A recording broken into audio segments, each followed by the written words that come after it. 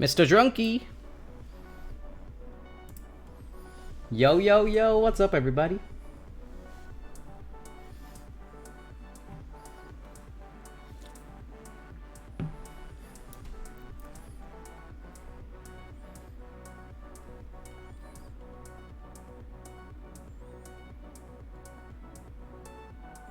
If we don't see you dressed up as Obi-Wan Kenobi swinging that lightsaber, I'm unfollowing. I actually have a new lightsaber on the way, which I'll show on the stream when I get it. But I paid quite a bit of money for it. It's a custom build of it's a custom build of Luke Skywalker's lightsaber from Episode 6. So I'm very excited. Yo, yo, yo, Mr. Drunky, I cannot hear you.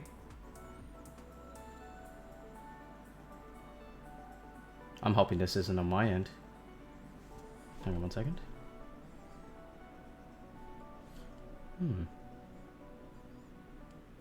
Yo, Damar, what's up? How are you? Drunky, can you hear me? Give me a thumbs up if you can hear me. Yeah, you can hear me.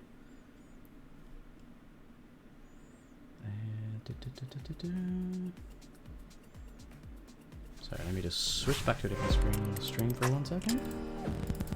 Just gotta make sure this isn't my problem.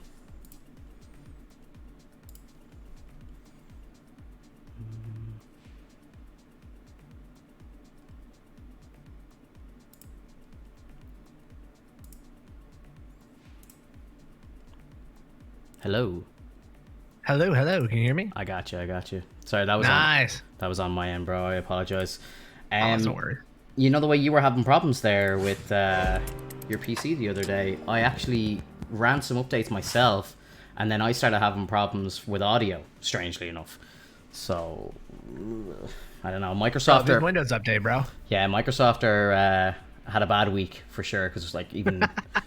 Obviously, I work in IT, and there's been a lot of issues with the likes of their Microsoft Teams, like Skype and stuff like that. Yeah. It was Windows confirmed. Yeah. Coffee Monk, how are you? Dude, what is going on with Windows? I just don't understand Windows, like the update problem, and like I don't understand how my web camera is like laggy again today. Yeah, I know. Like this, it looks like it has low frames, right? It did for a second, but I think it's okay now. Okay. It just seems like the frames on it are kind of low. I don't understand. I don't understand what Discord does to this thing. Crazy. Weird. How was the stream? How you doing today, brother? I'm good, bro. I'm good. I had to go into work, so that's why I wasn't really around much today. I had to creep on the low. So I love when you creep. I can feel it in my bones, you know? Yeah, absolutely. Yeah, I'm always there. I'm always watching. I'm in the shadows. Yeah, no, my day was good. Not much going on. I watched the latest episode of The Bad Batch. Wasn't fantastic. First episode, wasn't? No. It was definitely a filler episode. To be honest, I wasn't very interested in it at all. Now maybe if I watch a true nerd break it down to the fullest, like frame by frame, maybe I missed a couple of things. Yeah. But it was okay. It was definitely a filler episode. Like there was a lot more action in the first episode for sure. Yeah. For sure. Yeah, I don't know about that show. Like, it's like it honestly feels like it feels like the Clone Wars to me, where like I'm like, this is interesting, this is kind of cool, but like I don't see myself getting excited about it. You know, I'm just like, yeah, it's there, there. It's nice to have Star Wars content to watch, but overall, meh. Yeah, it's the funny thing is, and this, I thought this when the Bad Batch was announced, was the Clone Wars episodes. The episodes about the clones were always the least best episodes. Like, you know, they were the ones I used to kind of not watch, or I'd know it was coming and I'd skip past it. You know, so for me, when I heard that there was a show just solely about the clones, I was kind of like, I'll watch it, but I'm probably not going to be crazy interested in it. And then I've kind of been hearing theories of what's meant to be coming in a couple of tie-ins and stuff like that, and you know, whispers of Vader and stuff like that. So I'm like, okay, I'm gonna 100% watch it. But I think it's like, if it's solely, I think it's about 14 episodes, and if it's going to be solely around the Bad Batch, which I presume it will, it's not going to be groundbreaking, but it'll be interesting. I think it's definitely something to watch, of course. Yeah. Mex is telling me here like you he's said, got... it's like the Sorry. clones. Yeah, exactly. Like, so it's... If you watch for Easter eggs... True. It isn't a show. In my opinion, says Coffee Mug. That's not wrong. That's not wrong.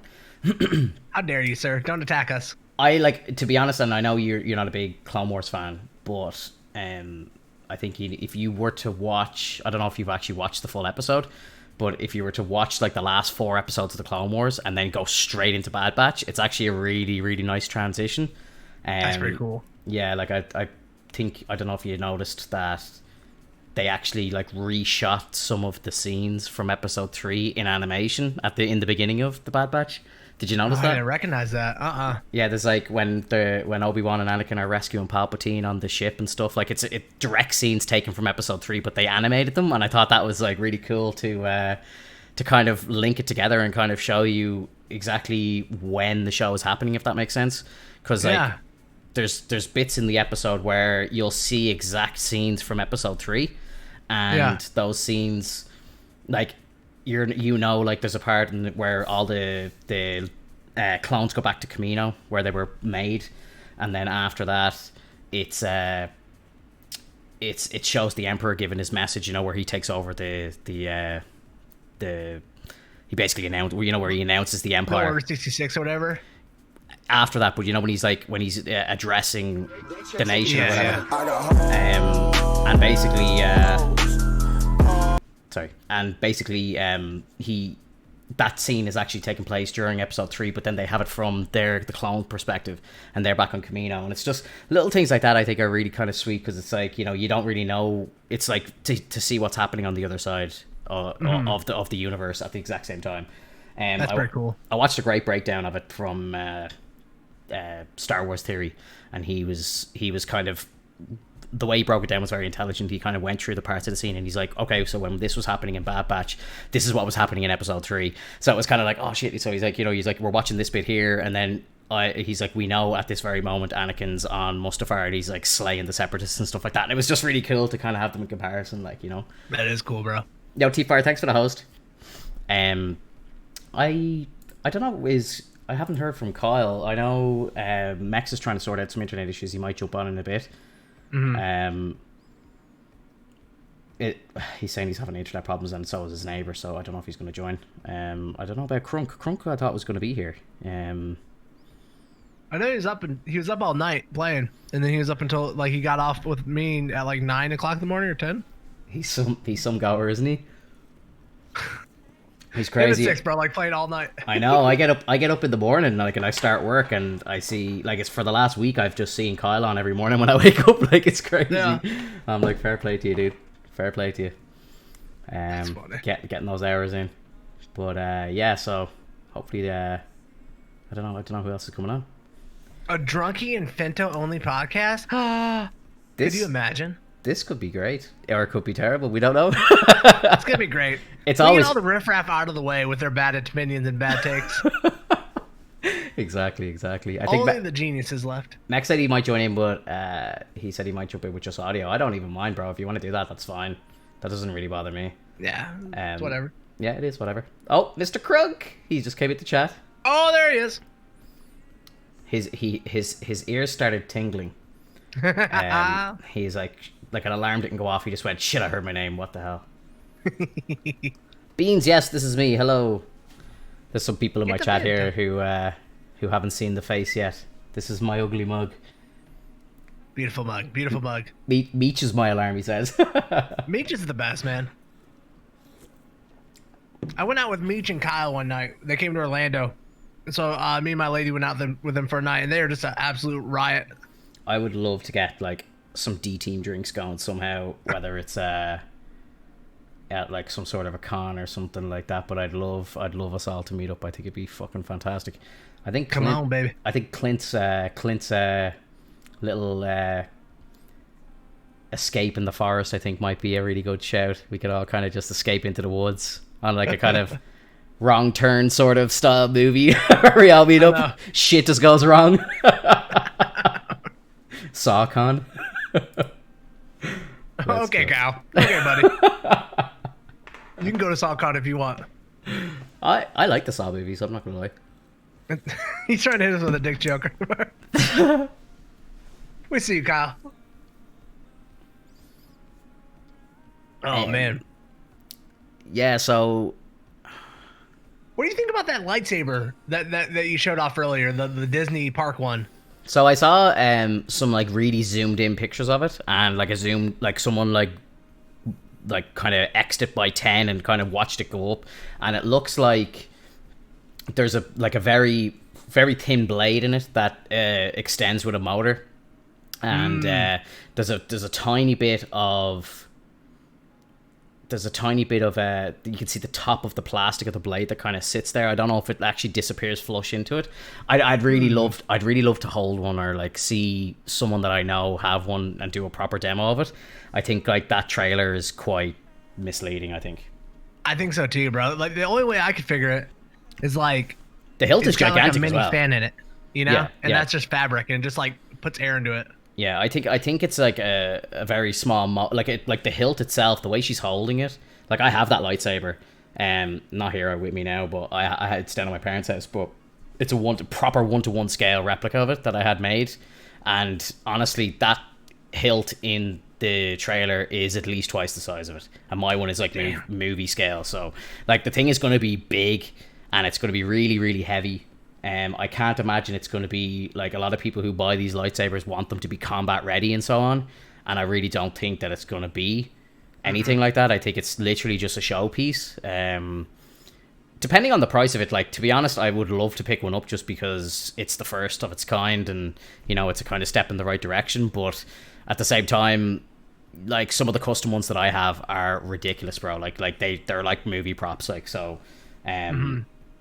I don't know. I think it would be cool to have it just because it's properly made by Disney. Disney actually brought out a thing on May the 4th. They released a limited edition Star Wars Episode 9 kind of pack where it was the box that Rey buries in the sand at the end, and it has Leia and Luke's lightsabers in it. They were selling that. It was like $400, but it had like proper movie replica hilts, and they were wrapped up the exact same way she wraps them up in the movie and everything. And I thought, shit, that's really cool. Like it's a really good idea. But dude, my chick almost got one. She was close to getting one. They only made 3,000 of them, and they're all sold out when I went on. I was actually contemplating. I was thinking, should I do it? Should I put it on the credit card? Should I do it? And I went on, and they were sold out, and I was kind of happy. I was kind of relieved in a way, because I probably, if there was one there and I could have bought it, I probably would have just to have it, you know. And I hate that movie, but it was just such a cool idea, you know, like the box and everything. Because I was kind of thinking, I always said to myself, like I've had the Luke blade that I got is like the very first lightsaber that you see in Star Wars. It's Luke's one that he gets from Anakin that Obi-Wan has over all the years. And I always said to myself, I wanted to kind of store it in a box like the way Obi-Wan did, and I would tell like my young gullible kid that it was real and not to touch it, or it would like chop their hand off and stuff, because it like honestly it is real. Like it's proper metal. If you got a hit with it, it would knock you out. Like it's proper, you know. So I've always said that I was going to do that, like, but he's too old now, like he's copped onto it. So but and I've got another one in the post, so the magic is over. But I really want to get one of those really cool display boxes, so I nearly bought that for the display box alone, you know. Kyle, how are you? Good morning. Oh, I'm here. Good morning. Good morning, yeah. Yeah, 14-hour grind, and then woke up. I'm here. I ate some street tacos.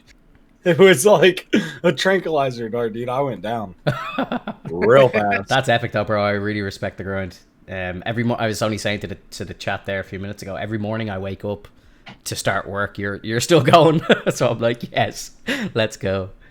So I'm trying to embrace the insomnia. Yeah. Those for people that are fans of Star Wars, those kyber crystals are dangerous, bro. Like if I was at Disney again right now, I would be trying to get the black kyber crystal. Mm-hmm. I don't have any lightsaber in my arsenal, so I'll put a black kyber crystal in there first.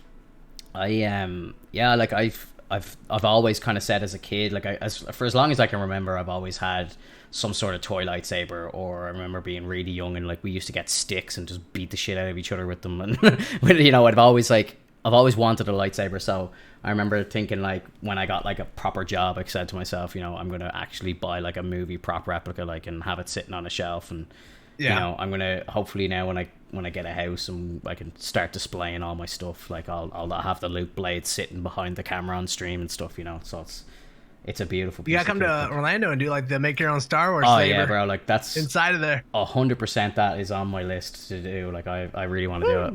Star Wars Land is always been on my list, like I've been kind of watching that very very closely. And yeah, it's definitely on the list. 100%. Any excuse to get back over to the States as well. I love it over there. For sure. I have a lot of family and friends over there as well, so any excuse to get over there. I haven't been over in a few years now, so it's tough. We miss you. We miss you. Would you guys say that you enjoyed this more than the very first time, Captain Marvel, that is, more than the very first time that you saw it? I was actually, and my girlfriend said this to me first, and I was quite surprised by it. She was kind of reluctant to watch it with me because we kind of both have a bad taste in our mouth over the movie. And I was like, look, I need to watch Captain Marvel, and she's like, oh, come on, like, do we have to? And I was like, look, I have to watch it. It's for the podcast, I need to have it fresh in my mind. So I threw it on last night, and I kind of just started the movie, and she was just like there, and she was like, oh, fine, let's watch it. And she turned to me first. I didn't say it first, but she turned to me first, and she's like, when you watch this movie in a kind of like just at a solo kind of level, like, like not in a build up to anything else, not in a marathon or anything like that, just take it as a solo film, it's actually not that bad. It's actually pretty good. Yeah. And my point was, and that's the beauty and the kind of the double-edged sword of Marvel. I think they have the bar set so fucking high for themselves that when they make a movie that's as a standalone film is incredible, it's still shit in the grand scheme of things when you start comparing it to the likes of Endgame and Infinity War. And you have to remember as well that movie came out between those two movies. Like, it came out between Infinity War and Endgame, which are the two like greatest superhero movies ever made. So I've only seen the movie 3 times. I saw it in the theater when it came out. Then I saw it when I went and watched it, when I did the timeline watch through the first time. And now I've just watched it a third time. And I only watched Captain America last week. So it definitely held up for me a good bit more. One thing that I had completely forgotten about, and I don't know how I forgot about it, but I think I mentioned last week on the podcast, I was like, I wonder what S.H.I.E.L.D. did with the Tesseract for 70 years. And now I'm just like, oh yeah, I forgot that, like, Marvel had it for like God knows how long, and it was obviously a big part in that movie, and I had completely forgotten that the Tesseract was a big part of that movie. And obviously it's quite obvious why Ronan is looking for it. Obviously he's working for Thanos, so again, it's all part of the one big net, like, the one big web. It's crazy. For me, I'm wondering why and how Howard would have given up the Tesseract. Like, I get that Marvel gets the access through Pegasus, which makes sense. Yeah. But why would Howard let Pegasus have it if he had his hands on it, type deal? And what's going through my mind that whole time? Yeah, I did think the same thing, because even when you're watching that movie, and I had said this as well when I was watching, I was like, Howard is probably still alive now. I don't think the Winter Soldier has killed him yet, even during that film. So, I think he is dead. Isn't the movie's in like the very early 90s? Is it not like 92? And I'm pretty sure he died around that time. He's not dead. I didn't think so. Yeah, I think Howard is actually still alive. Okay. As far as I know, he's still alive. So obviously the Tesseract, I was trying to like timeline stamp the Tesseract while I was watching the movie, and obviously I'm thinking back to Endgame then, and I'm like, okay, so the guys go back to like the 70s and they steal the Tesseract off that army base where Steve Rogers was created, where where S.H.I.E.L.D. have the base set up when him and Tony go back. So obviously it was there in the 70s. So in a time between then and the early 90s, obviously it's given to Marvel, and she's experimenting. What year is on Captain Marvel set in? I thought it was very early 90s, because like they've got the whole mentions of grunge and Nirvana in it and stuff like that. I think it's like 92 if I'm not mistaken. It says here on like a fandom Wikipedia that Howard Stark dies in 91, December 16th, 91. Yeah, December 16th, 1991. Yeah, do you remember when he's like, mission report, December 16, 1991. Yeah, so he's always true, but she's had the Tesseract longer than that, because the crash happened 6 years prior to the movie, which would have been mid-80s. So they've had the Tesseract since Howard's been alive, for sure. It's not like his passing was like Tesseract moved on. Yeah. And then never really hated. He was part of Shield. He never really he probably gave it over to Shield. Like he wasn't like hating Shield ever. You know. I don't think it was like, maybe it was stolen or something. It's interesting to me because it's part of the story that I would like to know how it got into their hands, into Marvel's hands. Mostly 1995, but the movie was 19. It was mostly in 1995, but part of the movie is 89. So yeah, I think when she's on Earth before she goes missing and goes to the Kree planet, Allah. Okay. So I think there's like a 5 or 6 year time span. So yeah, that makes sense. When she comes back to Earth, it's 95. So yeah, I think so Stark is dead. But yeah, I'm curious as well because obviously, you know, Fury has been working for Shield for a bit, I presume, couple of years. He's not like fresh in the door. Maybe Coulson is. And he doesn't have a clue about the Tesseract. He doesn't know what it is or anything. So it's been missing for a while. That's where my mind was when I was watching the movie. I was like, how does Marvel get the Tesseract and why don't we see this happen? I couldn't get your guys' voices out of my head talking about how this movie's too early or too late, though, depending on how you look at it, and that echoed perfectly the entire time I watched it. Like, you're watching it and you see her towards the end blow through an entire ship by herself, and you're like, oh man, imagine if we could have this kind of help with Thanos. Oh wait, we do. Yeah, we do have this help with Thanos. Yeah, I know. So it's so weird where they have this movie. Like, it should not have came out in between Infinity and Endgame. Like, there should not have been a movie in between those two movies, in my opinion. It should have just been Infinity Wars and then Endgame. Yeah, and that's where we are. They could have kicked off Phase 4 with Captain Marvel and Captain Marvel and done so much more. Yeah, I think as well, like, because like her actual screen time, I don't know what the official screen time is, but her relevance in Endgame is very small. I know she saves Tony's life, but that's just kind of, I don't know. I think that was kind of a cop-out to try and get him back to Earth. They didn't have any other way of getting him back to Earth. It's like, oh, let's just bring Miss Marvel in, or sorry, Captain Marvel, and she just kind of floats her back. Just like, you know, to be honest, I think that was probably the only reason why she was brought into the movie, was as an answer to bring Tony back to Earth. And then, you know, because she's technically not even the one that beats Thanos, you know? Right. And in Infinity War, she's like, you didn't have me, let's go kill him now. And then it's like 5 years later, she can't kill him by herself. Like, so, I don't know. Yeah. I just think she was there to kind of rescue Tony, and I think that was kind of it. I still have a bit of a problem with how, like, ridiculously OP she is. Like like, you know, she starts tearing through Ronan's ships and stuff like that, and she's like stopping the warheads and throwing them back up into space and stuff. And it's just like, this is shit that, like, you know, like, they don't even have Superman doing. Like, he doesn't like start flying through spaceships and blowing them up and all. I just think it's like, it's a little over the top. Like, you know, like, it's, I know we're talking about fucking superhero movies here, but at the same time, it's like, you know, like, could she just turn around and fly through an entire, like, alien fleet, and then, like, you know, they're not even going to invade a planet because she's just flying through them and blowing them up? Like, it's kind of like your man, what's his name in Guardians of the Galaxy, that uses the mind control with the arrow. What's his name again? Yondu. Yeah, she kind of strikes me as a bit of a Yondu character, as in, like, she does that with her own body. Like, she's just like flying through ships and blowing shit up and all. Yeah. And I'm just like, it's crazy. Like, I just have a huge problem when movies, series, whatever, have a character that's like present around and they're so powerful that they could stop something from happening. Like, for me in this movie, it's like she goes through that whole ship and then lets Ronan escape. Like, look at how much death and destruction and things you could prevent just by destroying Ronan right there. But she's like trying to be Flash. She flies through a ship and then lets him and his buddies escape, and she's like, oh, we'll be back for the weapon. As well, I wonder, like, has she never met Ronan before? Because, like, Ronan is definitely, like, an evil character. Like, and I don't think, you know, I think if you were born yesterday, you would be able to tell that Ronan is, you know, a kind of, like, dictator style character. Like, and you know, I don't really understand how she doesn't realize that she's being, like, capped and being, like, maintained. Like, she literally has a chip on her neck that's, like, suppressing her powers. I just never really got how she was, you know, how she was so easily manipulated. It's a hard one to put together, because, like, you're sitting there, you're thinking, like, why would she just accept that they gave her powers? Like, when they're like, what can be given can be taken away. And it's like, she's the only one that has powers out of all these people on this planet. Like, It just I Yep. know that's a hard like bridge to cross. Mm. I don't know if she would know Ronan or not. Like, that's obviously a big planet, big military or whatever.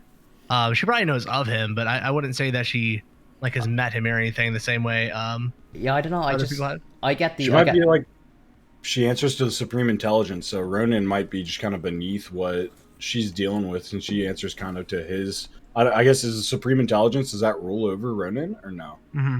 Yeah, so she's answering directly to Ronan's boss. I guess that's why.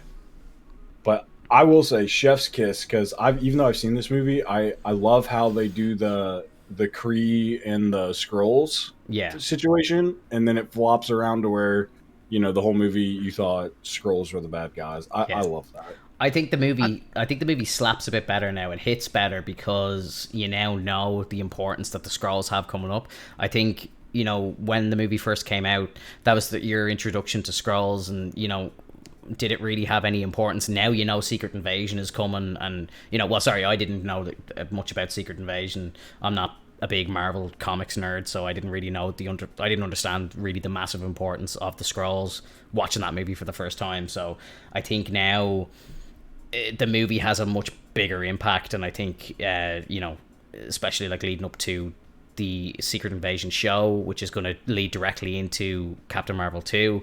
I just think that movie now has a much bigger like footprint in the MCU now, if that makes sense. So I actually enjoyed it more, and watching it now, kind of knowing the importance of it going forward. I enjoyed watching like Little Photon more now as well, like just kind of knowing like where her character goes in WandaVision and stuff, and the fact that she's going to be one of the Marvels, obviously in the sequel. So I think like it definitely had much more of an importance this time around when I watched it. And I think that again, that's the beauty of the MCU. I think it's just when you think a movie's bad, it actually does hold up and does kind of have continuity into the larger picture. And I think that's something that Kevin Feige needs to take a bow over. We kind of talked about it last week, but what do you guys? I mean, obviously after watching this, I find myself wondering why the Tesseract. Why the Tesseract gets so much love in the MCU? Like the Tesseract itself, we've seen give. How many people's powers came directly from the Tesseract? Captain Marvel. Like, there's got to be more. Well, yeah, I suppose her powers didn't really. Her powers came from the actual like engine, but I suppose that tech was made from the Tesseract, but it wasn't the Tesseract directly, I suppose. But yeah, Wanda and Pietro as well, and then Vision comes from the Mind Stone. So like we only see like one other stone giving out powers. I just feel like the Tesseract gets so much love, and we could have seen a lot of other cool like powers being given from the stones. Yeah, I think the Power Stone as well, like the purple one, like you only see it in Guardians 1, of course, and then there's no real mention of it again. And even like when Infinity War starts, Thanos already has it, and I thought it's like, whoa, hang on, what happened there? Like, it's like that's the reality stone that the Collector has so much potential with that. Yeah, exactly. Like you could have a movie on that stone by itself. Like have a crazy like alternate reality movie, and then the end of it turns around, it's like, oh, it's actually just someone using the reality stone, and boom, none of it ever happened. Like that's like something you could do. Like you could just do a wild movie, like change a load of characters, and then at the end of it, while everyone's scratching their head going, what the fuck is going on, then it's like, oh wait, it's actually only the reality stone, none of this shit actually happened. Like that's just a full filler movie.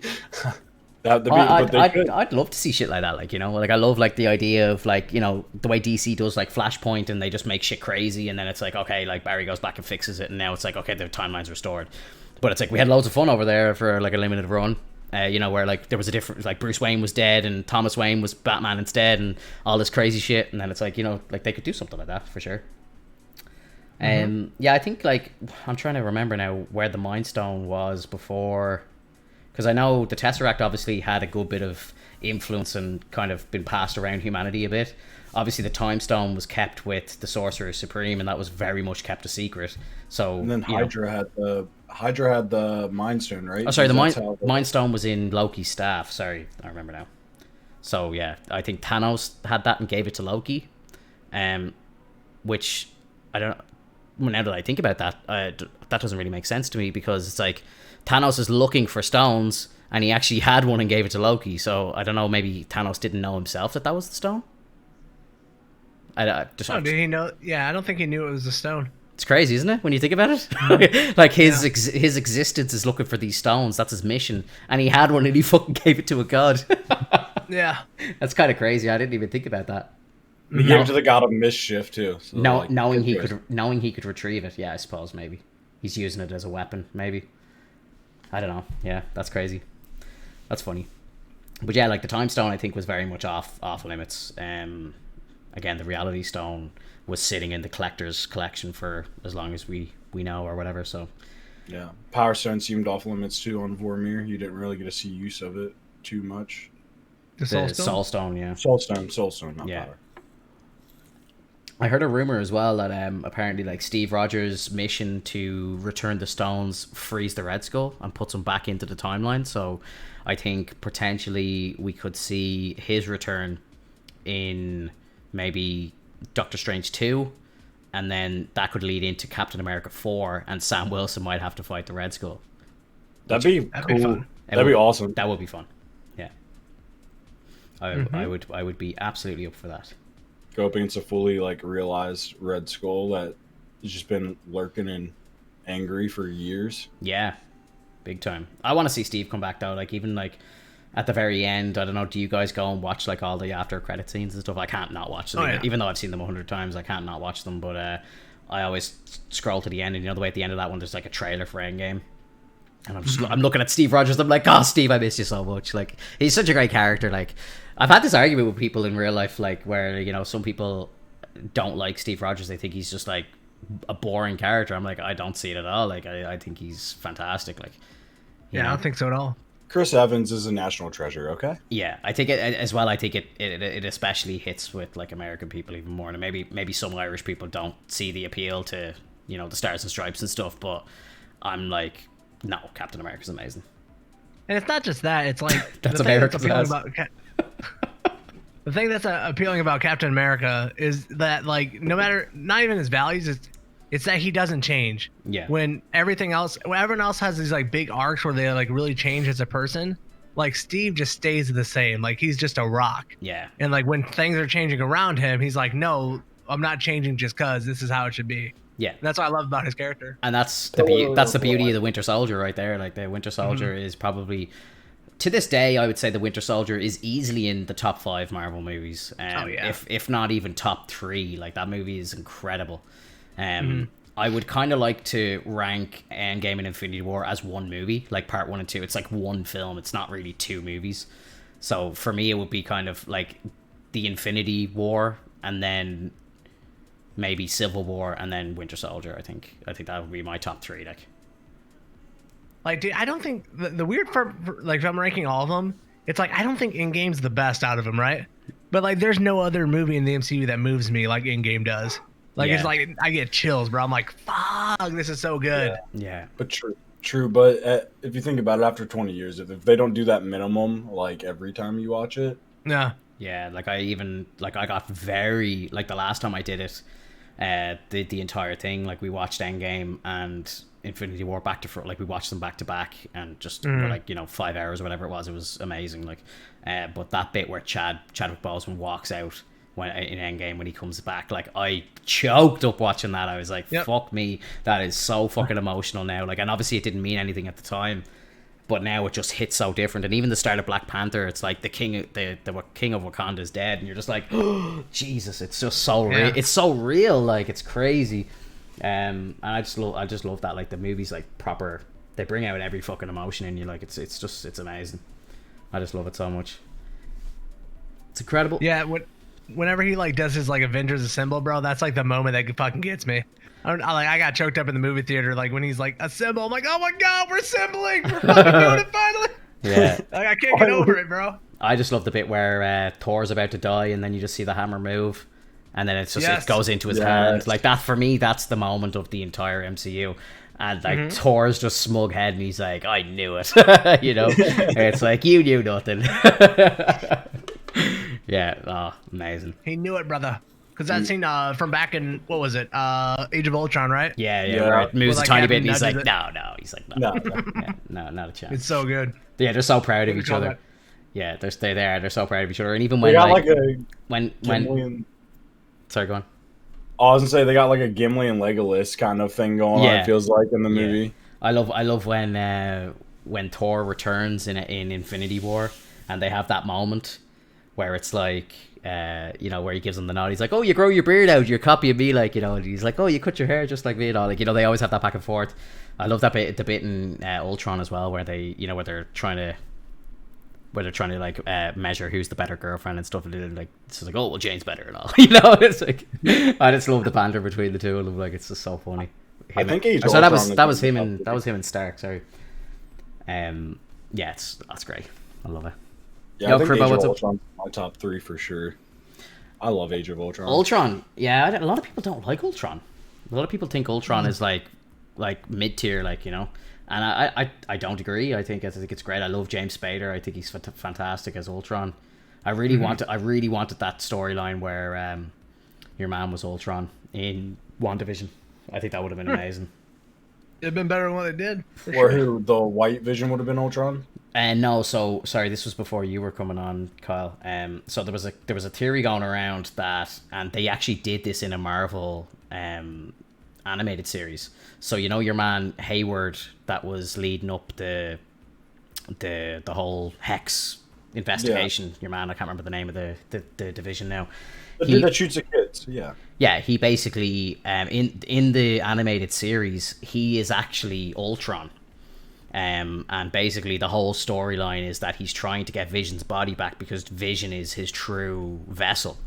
So that he wants the vibranium vessel. So that's why, and it was like the show was leading up to it in so many ways. Like in the animated series, he gets Vision's body. They're doing experiments on it. They're trying to like fix it up and stuff like that. And then when White Vision appears, you're just like, this is it. Like this is exactly what's happening in the cartoons. Like it has to be the same thing. And it just never came to fruition. Like, I wonder if they're just done with Ultron. They did that shit on purpose. I think so too. I think there was very much a lot of stuff in WandaVision that I think the whole Mephisto thing, like there was clear like points at like the fact that it was clear like Easter eggs at Mephisto, and then they just don't do the storyline, and they claim that some of the writers never even heard of Mephisto. I'm like, all right. Then why are they writing, bro? Yeah, why exactly. are they writing? There's no way. There is no way somebody who is writing for that show, working for Marvel Comics, that hasn't done their homework. Like I absolutely do not believe that. And they like, how do you have the 2 kids in that show and you don't know who Mephisto is? Like, get out of here, bro. Like, yeah, like no. in the comic books, they are literal parts of Mephisto's soul. Like they're chips of his soul manifested into those children. Like, it's crazy. Like, I refuse to accept it as well, Coffee Monk. It's ridiculous. Like, it is. It's ridiculous. And if it's true, if they really didn't know about it, then that's like that's Marvel's 100% the problem.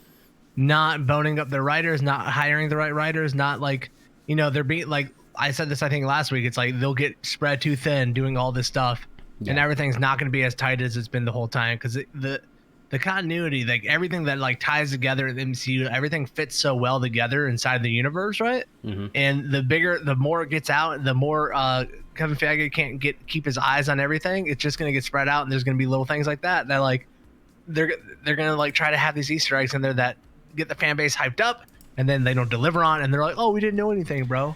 Yeah, I truly think, and this is why I'm giving them a pass at the moment for the TV, because I think that I have a feeling that like that they can do better. If Netflix can make really good TV for the MCU, I really think that like the likes of Kevin Feige and stuff, and these guys that are working in Disney and Marvel, I've truly believed that they can do this. Like, I think that there was a lot of things like COVID and all the scheduling stuff. Like, it's come out now, like Kevin Feige himself has said that Strange was meant to be in WandaVision. There was scenes shot.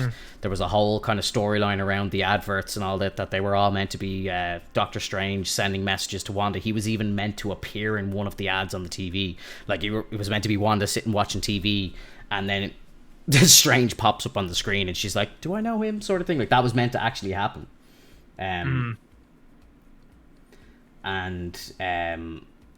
So like, and like there's actual I must try and find it. I'll post it on Discord. But there's actually a behind the scenes photo of Strange and Wanda, and it looks like they're having a bit of a head to head. Like there was a scene shot.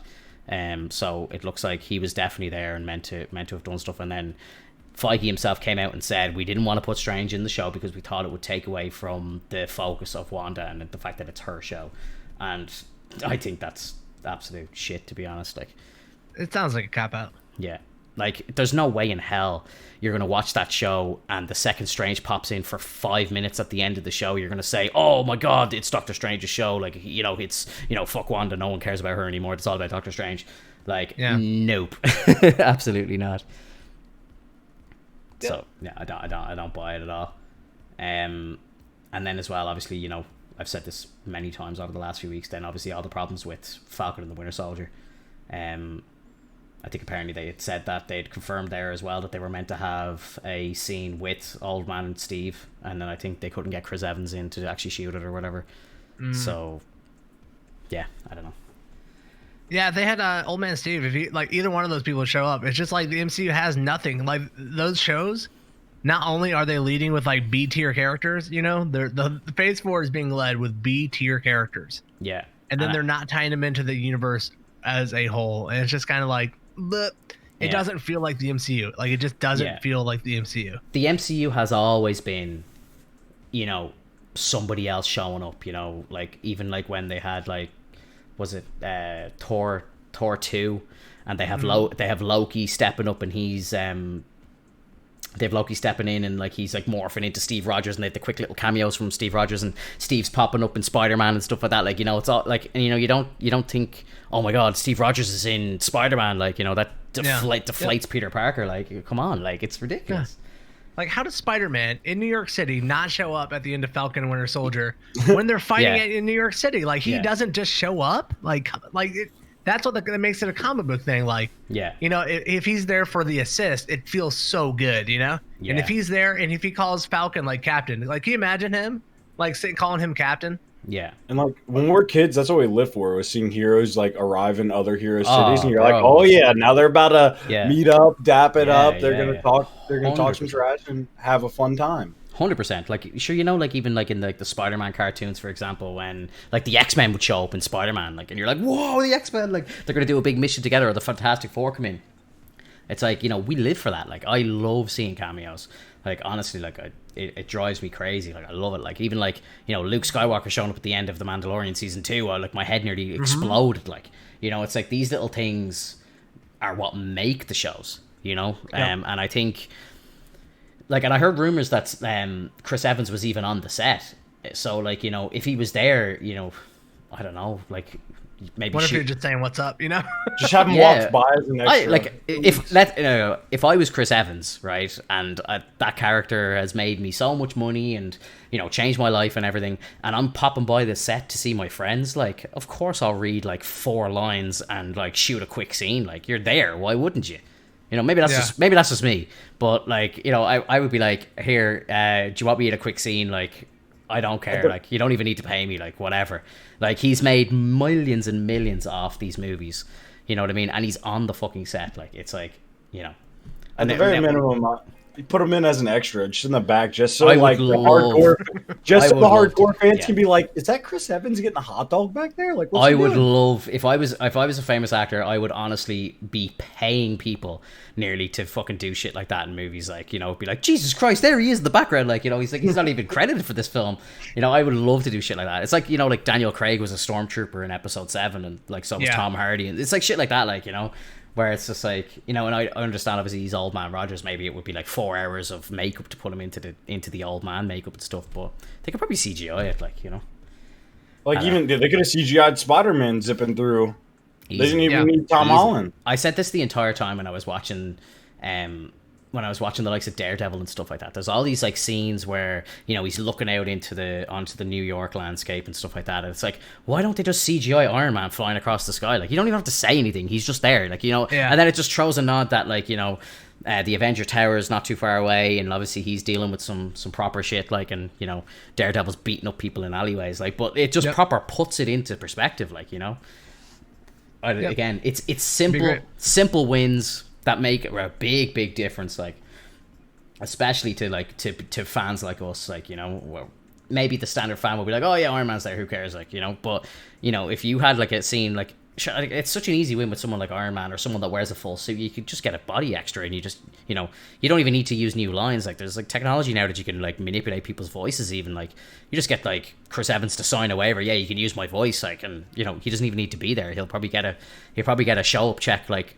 for doing nothing. Like, you know, just lending his face to some software. Like, you know, so it's just, I don't know. I'm just like, how are they not absolutely snatching up these easy wins? Like they have to be able to look at, and again, I think this is, most of these shows were made by the time Mandalorian season 2 had came out, you know, so I think they didn't see the impact that had on the world when most of this stuff was finished. So I think, especially for Falcon and the Winter Soldier, I think, like, you know, it's like, right, okay, we have to go down this road where we're gonna have to change the script, we're gonna have to get rid of the pandemic shit, you know. It's sketchy that we're putting in an attack on the Capitol as well, when that just happened in real life too. Like, you know, that show had a lot of shit against it, and I'll always kind of give it a bit of a pass in that sense, because I think what they did with what they had was actually quite great. I think they probably had a better storyline planned out, and they just couldn't do it. It got too sensitive with the real world, which I think is, again, kind of stupid. But, you know, I don't think we're that sensitive. But, well, maybe people are. I don't know. But they obviously couldn't take a chance. Maybe Disney didn't want to take a chance airing it or something. Who knows? But I just think, like, yeah, it's just, you know, simple little wins.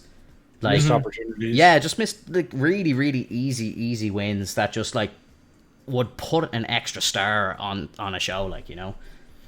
Especially after they did some needless hyping things up, like, oh, this cameo coming next week. You guys just wait for next episode. And we're like, wait, what were we waiting for? Well, like, it's so funny as well. Like, they kept the hype going on WandaVision with the whole special appearance and the cameo thing. And the entire internet knew about Evan Peters.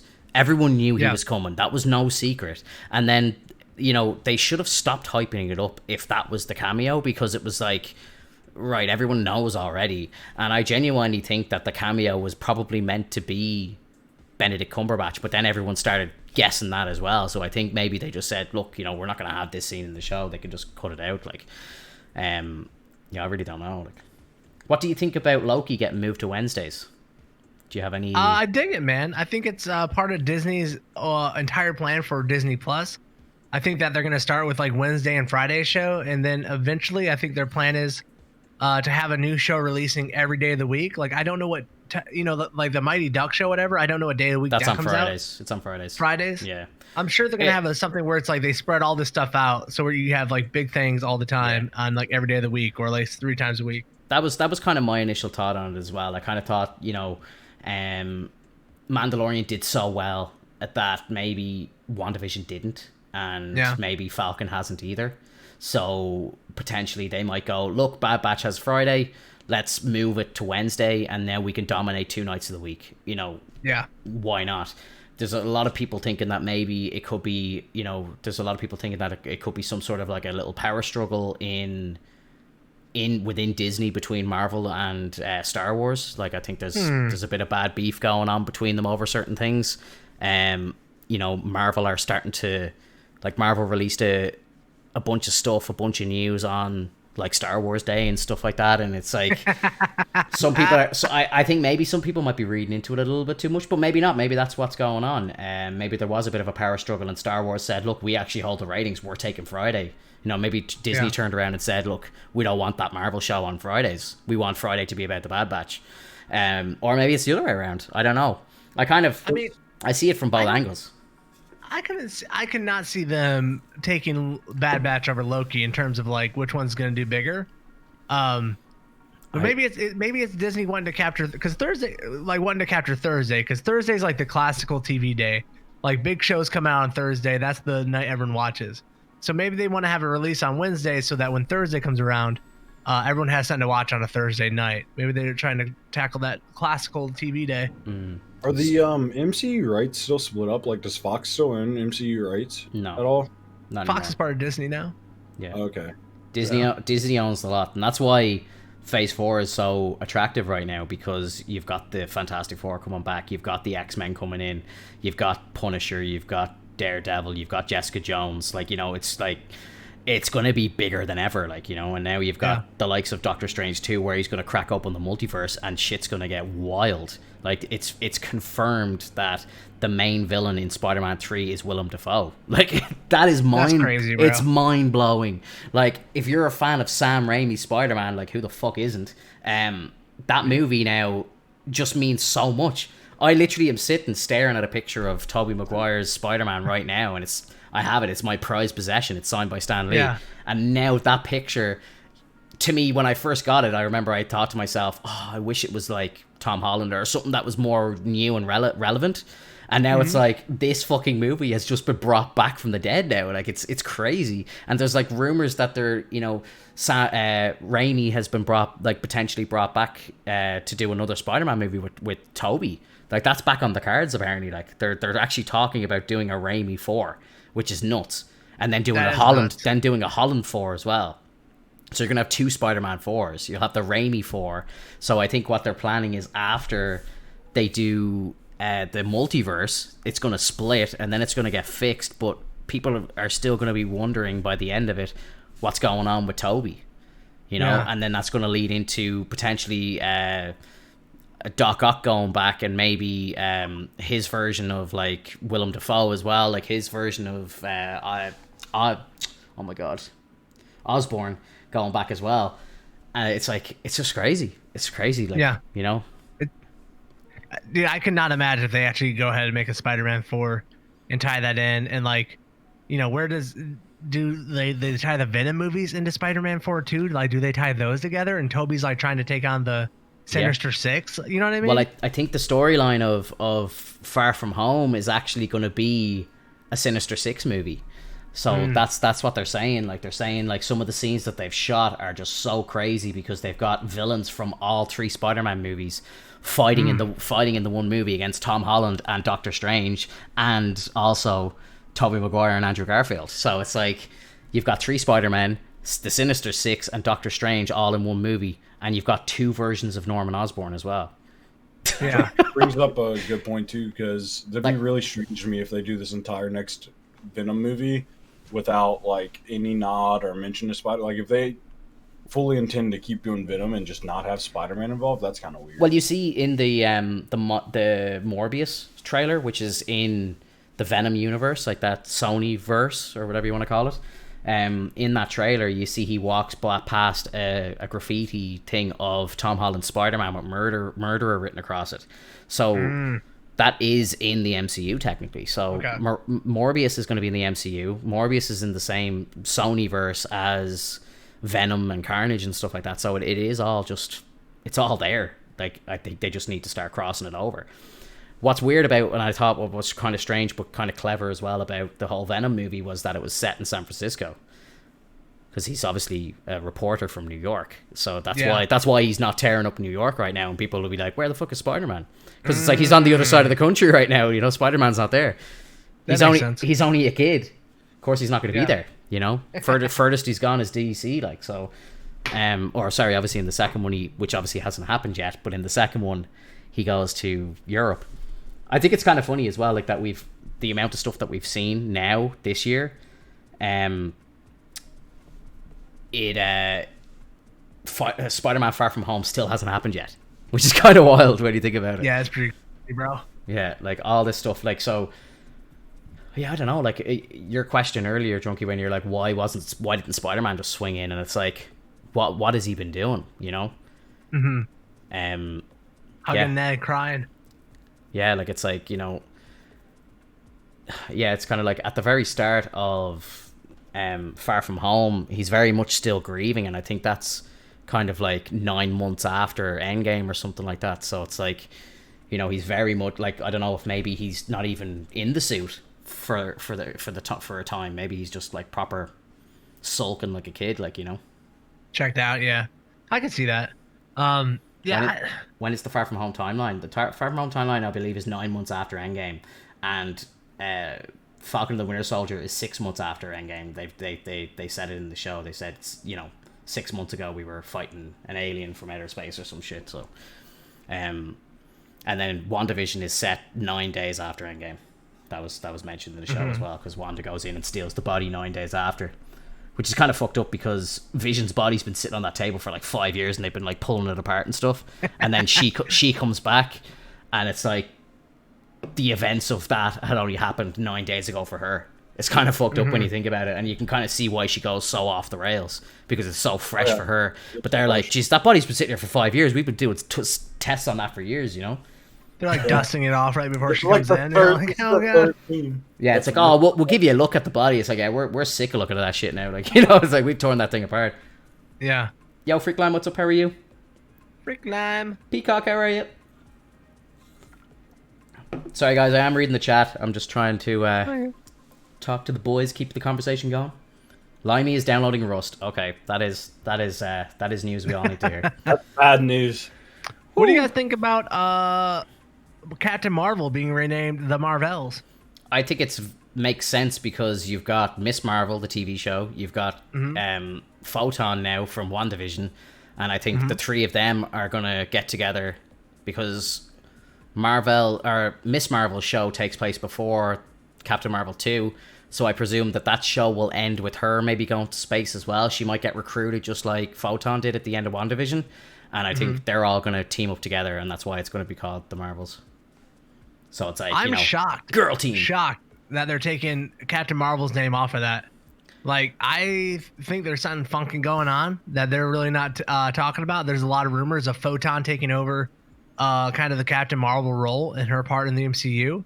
And this might be like one of those, like a transition type of movie, because even if it's called the Marvels, I think you would still call it Captain Marvel and the Marvels.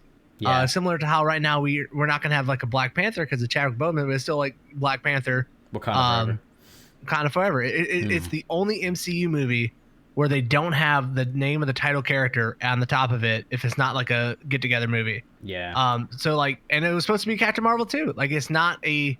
Yeah. You know, it's not a collaboration movie like Civil War. Even Civil War was Captain America Civil War, and it was a collaboration movie. Yeah. Do you think Photon and WandaVision helped push this to happen? Like the reaction, how people liked her? I think what's maybe happening is Captain Marvel's movie got such a bad reception that I think maybe it sounds a bit dangerous to the standard fan for there to be another Captain Marvel movie, because Captain Marvel 2 was a shit movie, and I say that like with, you know, the utmost respect, and the fact that it's a great movie but it's a shit Marvel movie, if that makes sense.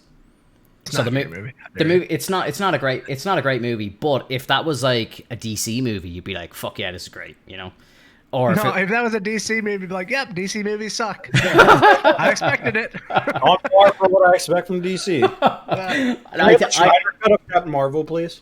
I think to be honest, right, and I very much didn't like Captain Marvel, but it has grown on me a little bit this third watch, just because I think it just holds more relevance now to what's going on in the timeline, but yeah, I really think that movie did not go well, and I think Thor would have been in the exact same boat if Ragnarok wasn't like one of the best movies ever made. If Thor 3 was shit, Chris Hemsworth would have been fired, I'd say. He probably wouldn't have even appeared in Endgame, because that's crazy. The second Thor movie was really bad. Like, that's bottom 5. That's hanging around down there with Captain Marvel for me. Like, it's bottom 5 of the MCU. That Iron Man 3, like, these movies are like the worst, but they're still good movies. You know, that's the point I'm making. It's the Marvel bar is so high that even when they make a shit movie, it's still a great movie overall. But like the thing that like how Captain Marvel fails is like it's hard to fail at an origin story in the MCU, and I think they failed at it. Like, you know, when I'm watching this thing, the first half of Captain Marvel is like really good, like it's really good, but they write themselves into a corner with the story that they built. That where in the second half of the movie they just don't have anything there to tell you anymore. Like the whole idea with Marvel, whatever, like the dude who was trainer, whatever his name was. Yeah. Like Jude the way Law's they have character. To explain to her. Yeah. They fucking wrote themselves into a corner where they basically had to just have nothing but exposition in the back end of the movie, because there was too much explained that they should have like kind of set up for the whole movie.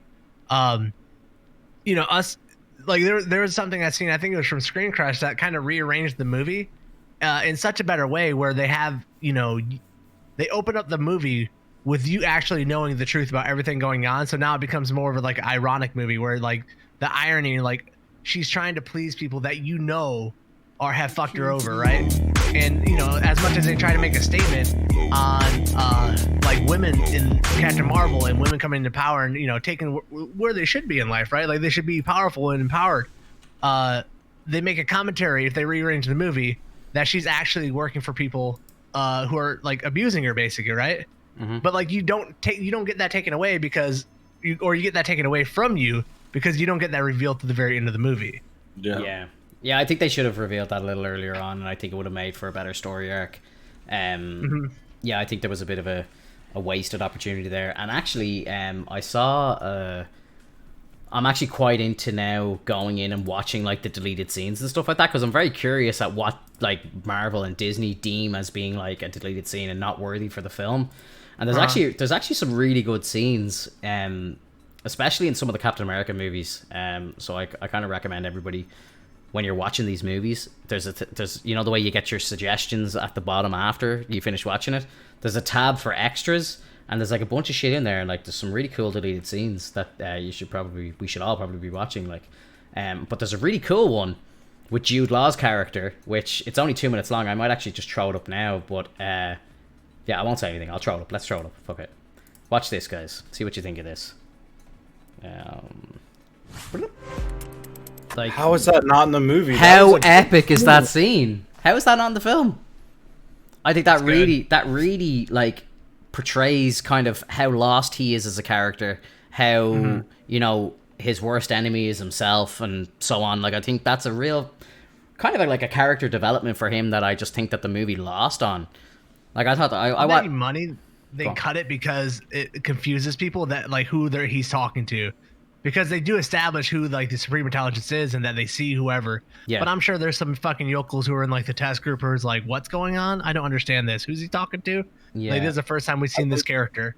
I think in your version of the movie, Drunky, where they reveal what's going on a little bit earlier, that scene works so well. Yeah.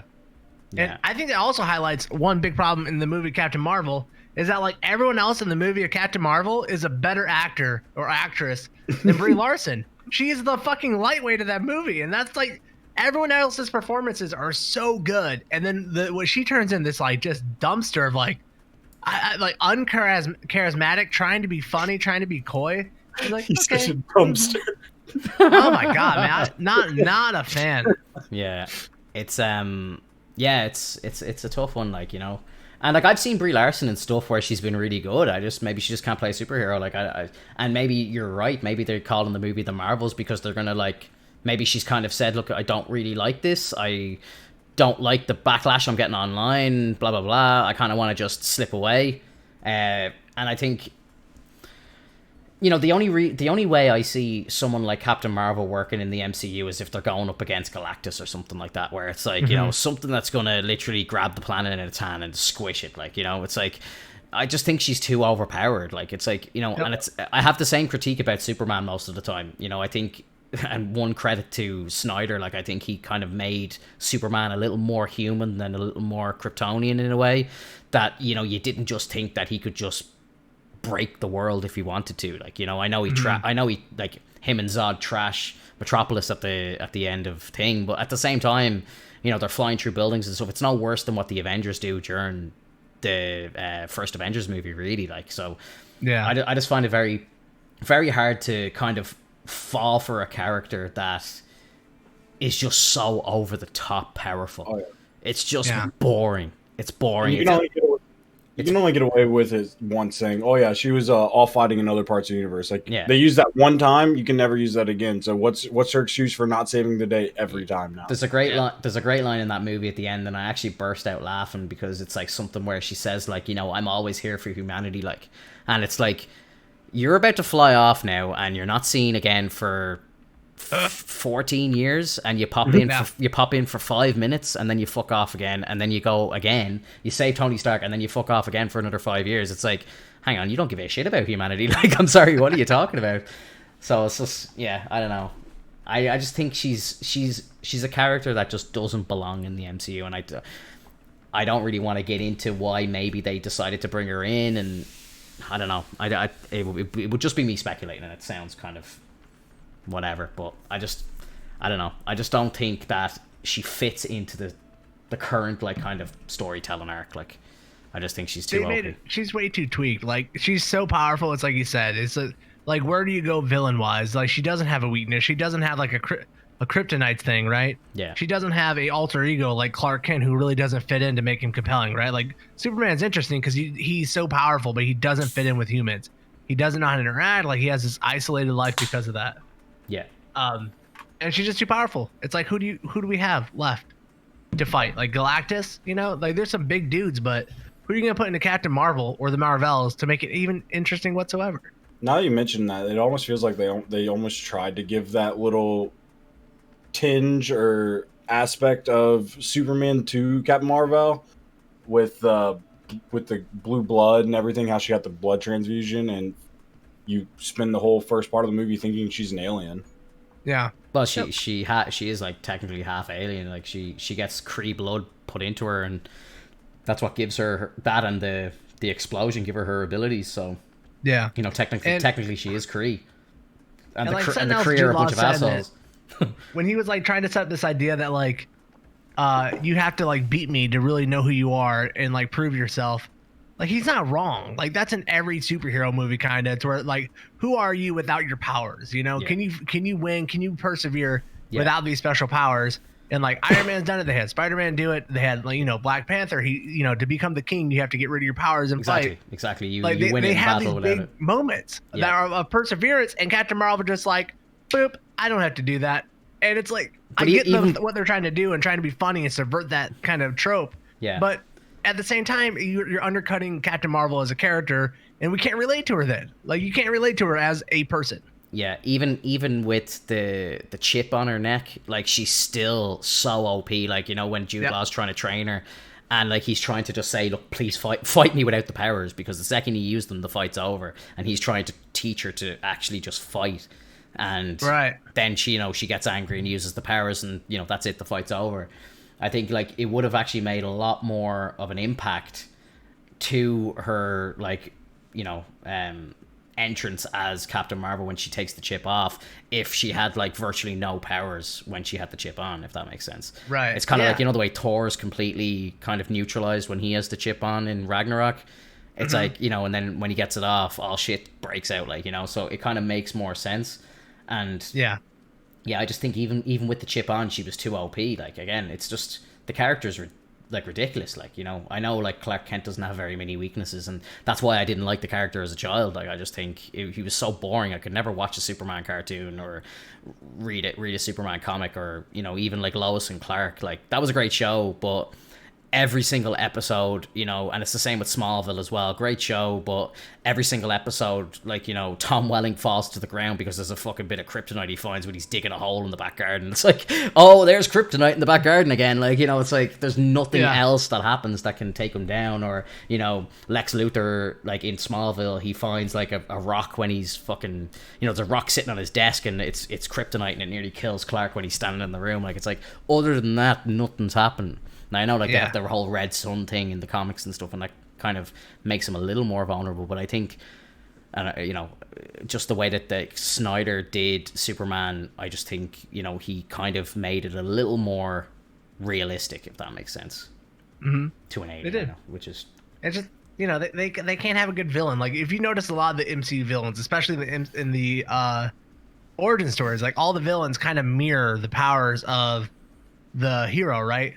Like in Iron Man, he has Ironmonger, who goes up against Captain America, goes up against like Red Skull. You know, Black Panther goes up against Killmonger. It's like they kind of have the same set. It's like, who do you have for Captain Marvel? Like, who? There's nothing. Like, you know, these people that she fears, the Kree, like, you know, they're these people that, like, you know, beat her into shape and, you know, like, stole her and turned her into a warrior and all. And at the end of the movie, she's literally playing with them. Like, you know, when the No Doubt track is playing, and she's bouncing them around the place. It's like in a game when you're God tier and you go back to level 1, like, and you're just dancing around the place against like the AI from the start of the game. That's exactly what it feels like, and it's just crazy. Like, it's just, she's too OP. Like, she's just not interesting to me, and I think I don't know. Maybe you know, her sharing the screen with a few other people might be a better way to go. Like, you can tell at the end of Endgame, they're trying to set up the whole girl power movement, and maybe that's what they're trying to do. Fucking worst scene ever. Oh Jesus, bro! Like, Just I fucking love, so awkward. I love women so much. I love Black Widow. I love all these characters. I think they're fucking amazing. I love the Wasp. Like, I love all these people. You don't need to put them up on the pedestal and, you know, make the scene. Like, you don't need to do that. These people are so powerful as is, and they have such presence on screen. I don't think we live in it. It's not the 1960s. We don't need to be doing this. Like, you know, I think we've come to an acceptance, you know, we're all equal now at this stage. Like, let's just fucking tell these stories. Like, you know, I don't think they need to go and do that anymore. Like, I burst out laughing when that happened in the cinema. Like, it's horrible. People were looking at me like, I'm just like, what? Like, how is that not funny? It's just like, so goofy. And you can have that scene. You can have a scene where literally she grabs it, and then all those girls just kind of like swoop in around her and like get them there. Yeah. It's just this like on the nose, like boop, in case you don't get what we're doing. She's not alone. Like, you know, she will never be alone. It's like, come on, bro. It's like Black Widow is one of the most badass people in the entire fucking MCU. Like, she's been there like pretty much since the start, and she's been a main character, like fucking kicking ass for the entire thing. Like, I don't need to see her standing beside anybody else. You know what I mean? And like, to justify her screen time or something. Maybe some people still think like that. I don't fucking think like that. I've never thought like that. You know, the worst people think like that for sure. But you don't need to, like, these people aren't going to be watching these movies. Like, you know, those people aren't going to be accepting or, you know, like reacting to messages that movies like fucking superhero movies are trying to fucking make in that sense. Like, you know, I just think it's. But like, I would compare that scene to in The Mandalorian second season, where all those girls come up with like Cara Dune and the two and like it's all girls and they're all just like kicking ass. But there's no mention of it. Of course they would be. Yeah, but of course they would be. You know. There's no mention of that though. Like, you know, they didn't try and sell that as like a girl kind of power up moment. Like, they just had all these women come in and kick ass, and there was no mention of it. Like, it was just like, that was it. And it was the point that Marvel are trying to do, but it was done to perfection. Yeah. And it wasn't rubbed in your face, and everyone just went, wow. Yeah. You know, I thought it's just like all the stuff, all the like social commentary that they try to do. It's just they're not subtle about it. Right? They got to whack you on the forehead for you right now. Like, look at us. Like, get what we're trying to tell you instead of like just having it inferred and like you can just be there. Like, oh yeah, I get it. Now it's almost insulting because they're like, you're so dumb, you don't get what we're trying to tell you. Boop. Yeah. Here it is again. Here it is again. And then there's the line like, you know, it's like, you know, she's not alone, you know, she's got all of us, and then it's like all the women are standing behind her, and it's like, come on, bro. You know, we're not in the 60s anymore. We don't need to do this shit. Like, exactly. I'm like, didn't we get this out in Star? Didn't you guys get this out of your system in Star Wars? Like, did we not just flush this all out? Yeah. Do we have to keep forcing it? Like, that's 100% what happened with the sequel trilogy for Star Wars and how they ruined those movies. Like, because they were like, we're going to focus this movie on Rey Skywalker, and that is going to be it. Like, and no one else gets a chance. It's her movie, it's her limelight, and like Catherine Kennedy's come out and said this in interviews. Like, there's video of her saying this. Like, it's just like, I don't know, bro. It's like I maybe I'm living in the future. Like, I don't understand. I don't think the world operates like this anymore. Like, I really don't. If there's a lot of people like that out in the world, they're not people that I interact with on a daily basis. Like, well, the thing about Rey is like Rey's a cool character. Rey's a great character. Like, I love Rey's story. I love her backstory, where she comes from, her being left alone, finding her way, being a scavenger. Like, I love everything about Rey. And then they just like they rob her of that hero's arc where she has to go, you know, of the 80s montage where she has to like learn her powers and like really become good at it. She's robbed of the same arc that Luke went on, where he started out being okay at the Force, kind of being a natural to it, but sucking in some regard, losing, and then coming back and like, you know, persevering. They rob her Rey's character of that. Yeah. And it's such a good character, I thought. I love Rey's character. And they just take it away from you, man. But I just love I love the fact that they themselves didn't even know what they were doing with the character until they started filming episode 9. Like, Daisy Ridley walks onto the set of the movie and she still doesn't know who she is. There's talks, there's whispers she might be a Kenobi. There's whispers she might just be a nobody. And then it's like, oh, actually, you're Palpatine's clone's child. It's like, what? It's actually super convoluted, but let us tell you. Yeah. I love that. Like, I just think that's fantastic. Like, it's the icing on the cake for me for that trilogy. Like, it's just, fuck me. Like, And then they go and like just completely like just destroy Finn's character, who was like the best part of episode 7. And it's like, nah, we're gonna shelve you, bro. We've enough dude stories going on right now. This is girl town right now. Like it's just not the way to go. Like I like, I have nothing against a woman getting the headliner of a movie. I just thought, yeah, great, it is Rey's story, but don't just fucking pump in a Palpatine fucking connection to make her the most relevant being in, you know, and tie the entire story around bullshit heritage that you just made up, you picked out of your ass. Like, it just doesn't make any sense. Like, bro, can you imagine somehow in a 3-movie arc where they tie this kind of storyline together, where Rey becomes a Sith because she's Palpatine's like daughter or a clone's daughter or whatever, so she's becomes a Sith. Fucking Kylo Ren comes back to the light side and teaches Poe how to be a fucking Jedi. The rise of Skywalker. Ben Like, could you imagine Skywalker. that in a 3-movie arc, dude? I'd fucking lose my mind, dude. That's what I've been hoping the whole time, was that it was somehow, it started off the way it did. Somehow Rey became Sith. Yeah. Kylo became good. That's what, from like the first movie, I'd always been like, if this is what happens, this is going to be an epic like final movie. I think like they were kind of like trying to tease this stuff and seeing what people pick up and seeing what kind of reception it got. Because like obviously in episode 7 they have when Rey first picks up Luke's blade, the voice that she hears is Ewan McGregor, and it's like, oh shit, like, you know, she's hearing Obi-Wan right now. Maybe she is a Kenobi, like, because there is a storyline in the Clone Wars where Obi-Wan does have a love interest in it, so it's like, maybe he did, like, you know, break his vows and, you know, they did have a kid. That would make sense. And then they kind of go down the road of, they have the visions of her, they kind of do the Luke going into the cave. They do the kind of same thing, you know, Luke's telling her, don't go down into there. It's drenched in the dark side. You can't go down there. And then, like, you know, in that trailer, we saw her with the double-edged red lightsaber. So I think it's like, maybe they wanted to get some kind of like fan reactions. Cause like I've no doubt in my mind that all these writers and stuff are sitting on Reddit and they're sitting on Twitter and they're watching, reading absolutely everything. And, you know, they're, you know, if they see people going, nah, fuck this, like Rey can't be a Sith, they'll be like, right, okay, yeah, we gotta go another way. Or if they go, shit, she's gonna be a Sith, that's amazing, then I go, okay, we go the Sith way. Like, you know, I do think social media plays a massive part in it. Like, there was they're afraid to commit. They're afraid to commit to something. 100%. They throw out feelers, and then they're like, that might not perform the exact way we want it to, so we're just gonna go the safe route instead. Yeah. So like it happened this week with Andrew Garfield. So he did an interview with I think it was like ET or something like that, one of these networks during the week, and he was asked outright, "Are you in Spider-Man 3?" And he said, "Oh, I haven't got the call."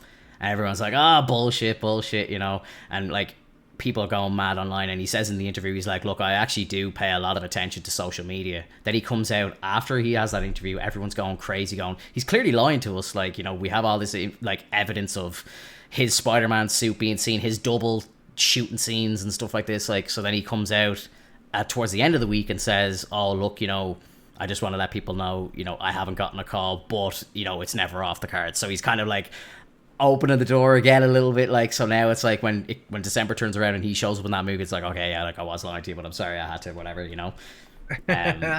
Isn't Andrew the only Spider-Man that like got fired, kind of? Didn't like Toby not get fired, he just didn't want to do it anymore, and then Andrew, he wanted to be Spider-Man and they stopped casting him? Is that what happened or no? I think Toby's was meant to be a fourth movie, but I think something happened in Sony where I think it was Raimi. They didn't like Raimi anymore or something like that, and they wanted Raimi off. And then they just said, like, yeah, I think Toby had said, look, if Raimi's not doing it, I'm not doing it. And then they're like, right, we'll just reboot you. And then they got Garfield in. I think that actually would have been a perfect time, because I know at that time I was obviously paying a lot of attention to it back then even, and Donald Glover was really petitioning for a Miles movie at that point.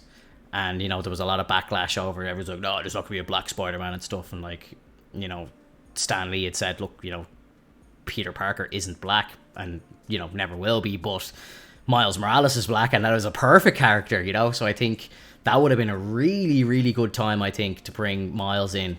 I just think, like, there was no point.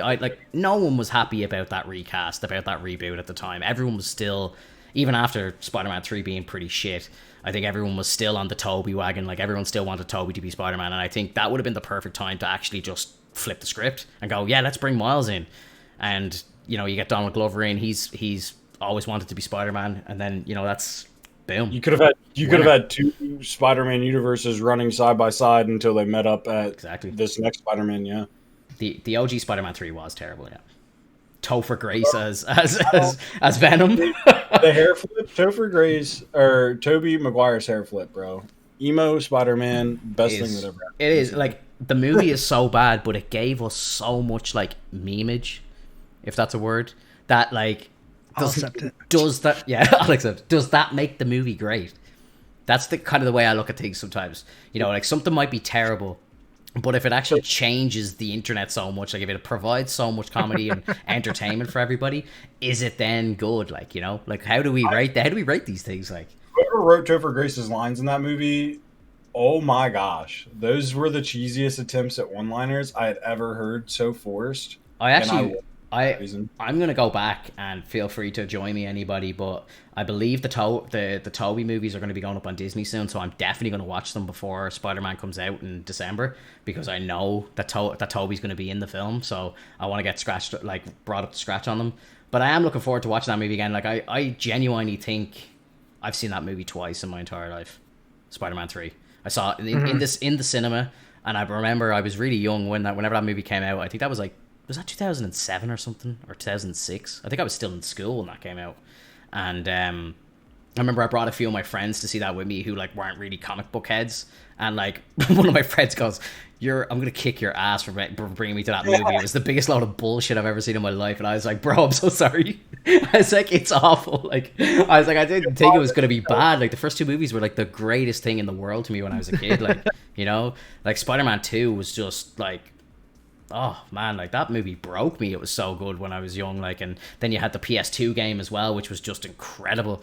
It was just I think gotta give props to PlayStation and stuff like that. For back then, the way they used to do these movie games. I remember they made a Star Wars Episode 3 game, which they brought out 2 weeks before they brought out Revenge of the Sith, and that game was amazing. And even the PlayStation 1 game, the Phantom Menace game. That game, it just went into the Phantom Menace, but in so much more depth. You spent so much time on the planets and stuff like that, and it just expanded the story of the movie, Isaac. That's something I think we're actually missing in today's age. What's stopping Marvel or Star Wars releasing content like The Mandalorian Season 2 and then launching a game after Luke Skywalker shows up at the end and the story continues and you're playing as Luke starting the new Jedi Order or some shit? What is stopping them? Honestly, there is a rumor that one of the games being developed is a Mandalorian game. It is, but I don't think it's to do with the show. I think it's more so a kind of open world No Man's Sky sort of style game, but it's in the Star Wars universe and you play as a Mandalorian. As far as I know, I might be wrong with that. Bro, can I not play the Mandalorian and play that game? Because that sounds amazing. It does. That's it all sounds I want great. to play. Yeah, it sounds great. But I don't want to play the Mandalorian. But I just think maybe they're missing a step. There's you could make a Spider-Man game. If they're obviously making Spider-Man games right now, why are they not making a Spider-Man game where you are playing as Tom Holland and it's an expansion of the movies? Maybe they just can't do it for licensing reasons or something. But I think that's to me I'd be copping that all day long. Yeah, the fact that the Avengers game that wasn't really tied to the MCU, if you come on, bro, could you imagine you had Chris Evans and Chris Hemsworth's voices, even if they didn't look like them, if you had the costumes, different faces, but you had a couple of one-liners, or you started just stealing lines from the movie and putting them into that game, that game would have been 50 times better, even if it crashed the same. If you could actually play as Chris Evans, game changer. They started putting in, there's an MCU skin in the files now. It's got leaked that it's there. So now they're willing to do it because it's failing so bad. Yeah. They're we'll put these in now. I'm so mad, bro. I wanted that game to be so good. Yeah. I want a Spider-Man game where the last thing you unlock is instant kill mode and you just run around destroying Bro, that'd be so good. There's actually there's a Easter egg in the first Spider-Man PS4 game that if you 100% the game, you unlock a suit of just him in his boxers. And you can go back and play the entire game. You play a plus mode of the game, and you just play it, and all the cutscenes are just him in his underwear. Nice. That's in a kid's game? Nice, dude. Yeah, it's great. It's great. Oh, Kyle, you don't have kids. Calm down. What are you looking out for? Yeah, Not. I don't want to see kids in their underwear though. no, well, like he's like 28 in that game because it's like Yeah, he's it's like like he's a little older. He's been Spider-Man for like 8 years in that game. So. I guess I was just thinking Miles the whole time. I'm thinking young Spider-Man in my head. Oh yeah, no. Ever since we said Miles, I'm thinking young Spider-Man. That Miles game, my god, it was incredible. I want to play it. It was so fucking good, bro. Like honestly, it's short. You'd probably do it in one stream, but it was fantastic. Just set the PS5 into like the high performance mode. You have the controller like just kind of like when you're shooting webs and stuff, you can feel the recoil bouncing off the triggers and stuff. Like it is surreal. It's amazing. Damn. And the storyline is so good. And Miles as well, like his combat, and they've like improved the combat and stuff so much in the game that like I think he would actually beat Peter in a fight. Like Miles is that powerful, like he's that good, and it just feels just so good playing as him.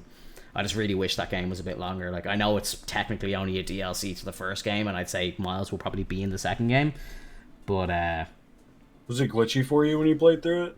No, I played it on PS5. I didn't play the PS4 version. I had it on PS5, and it was perfect. And I actually physically bought the disc, and I played it up with the disc and everything. So, yeah, it was perfect for me. And I streamed it as well using like an Elgato, and it was perfect. There was no glitches at all. I need a PS5. So Yeah. back to They're beautiful. Kind of point it back to the Captain Marvel, what you guys were saying before. I thinking about it, I kind of they kind of have to phase Captain Marvel out and kind of put her in the background, like you were saying, because how are we gonna have Captain Marvel's OP existing at the same time as Wanda's OP now that she's kind of starting to realize her power as well? Like those two together, like what holds a threat to them? Unless you have Galactus. I think you make Wanda the villain. Yeah, I think Wanda becomes the villain. and then also like even though Wanda like is really strong, her weakness is that she's just a human, right? And so like if someone gets a punching on Wanda, she's done, bro. She's knocked out, bro. You know what I mean?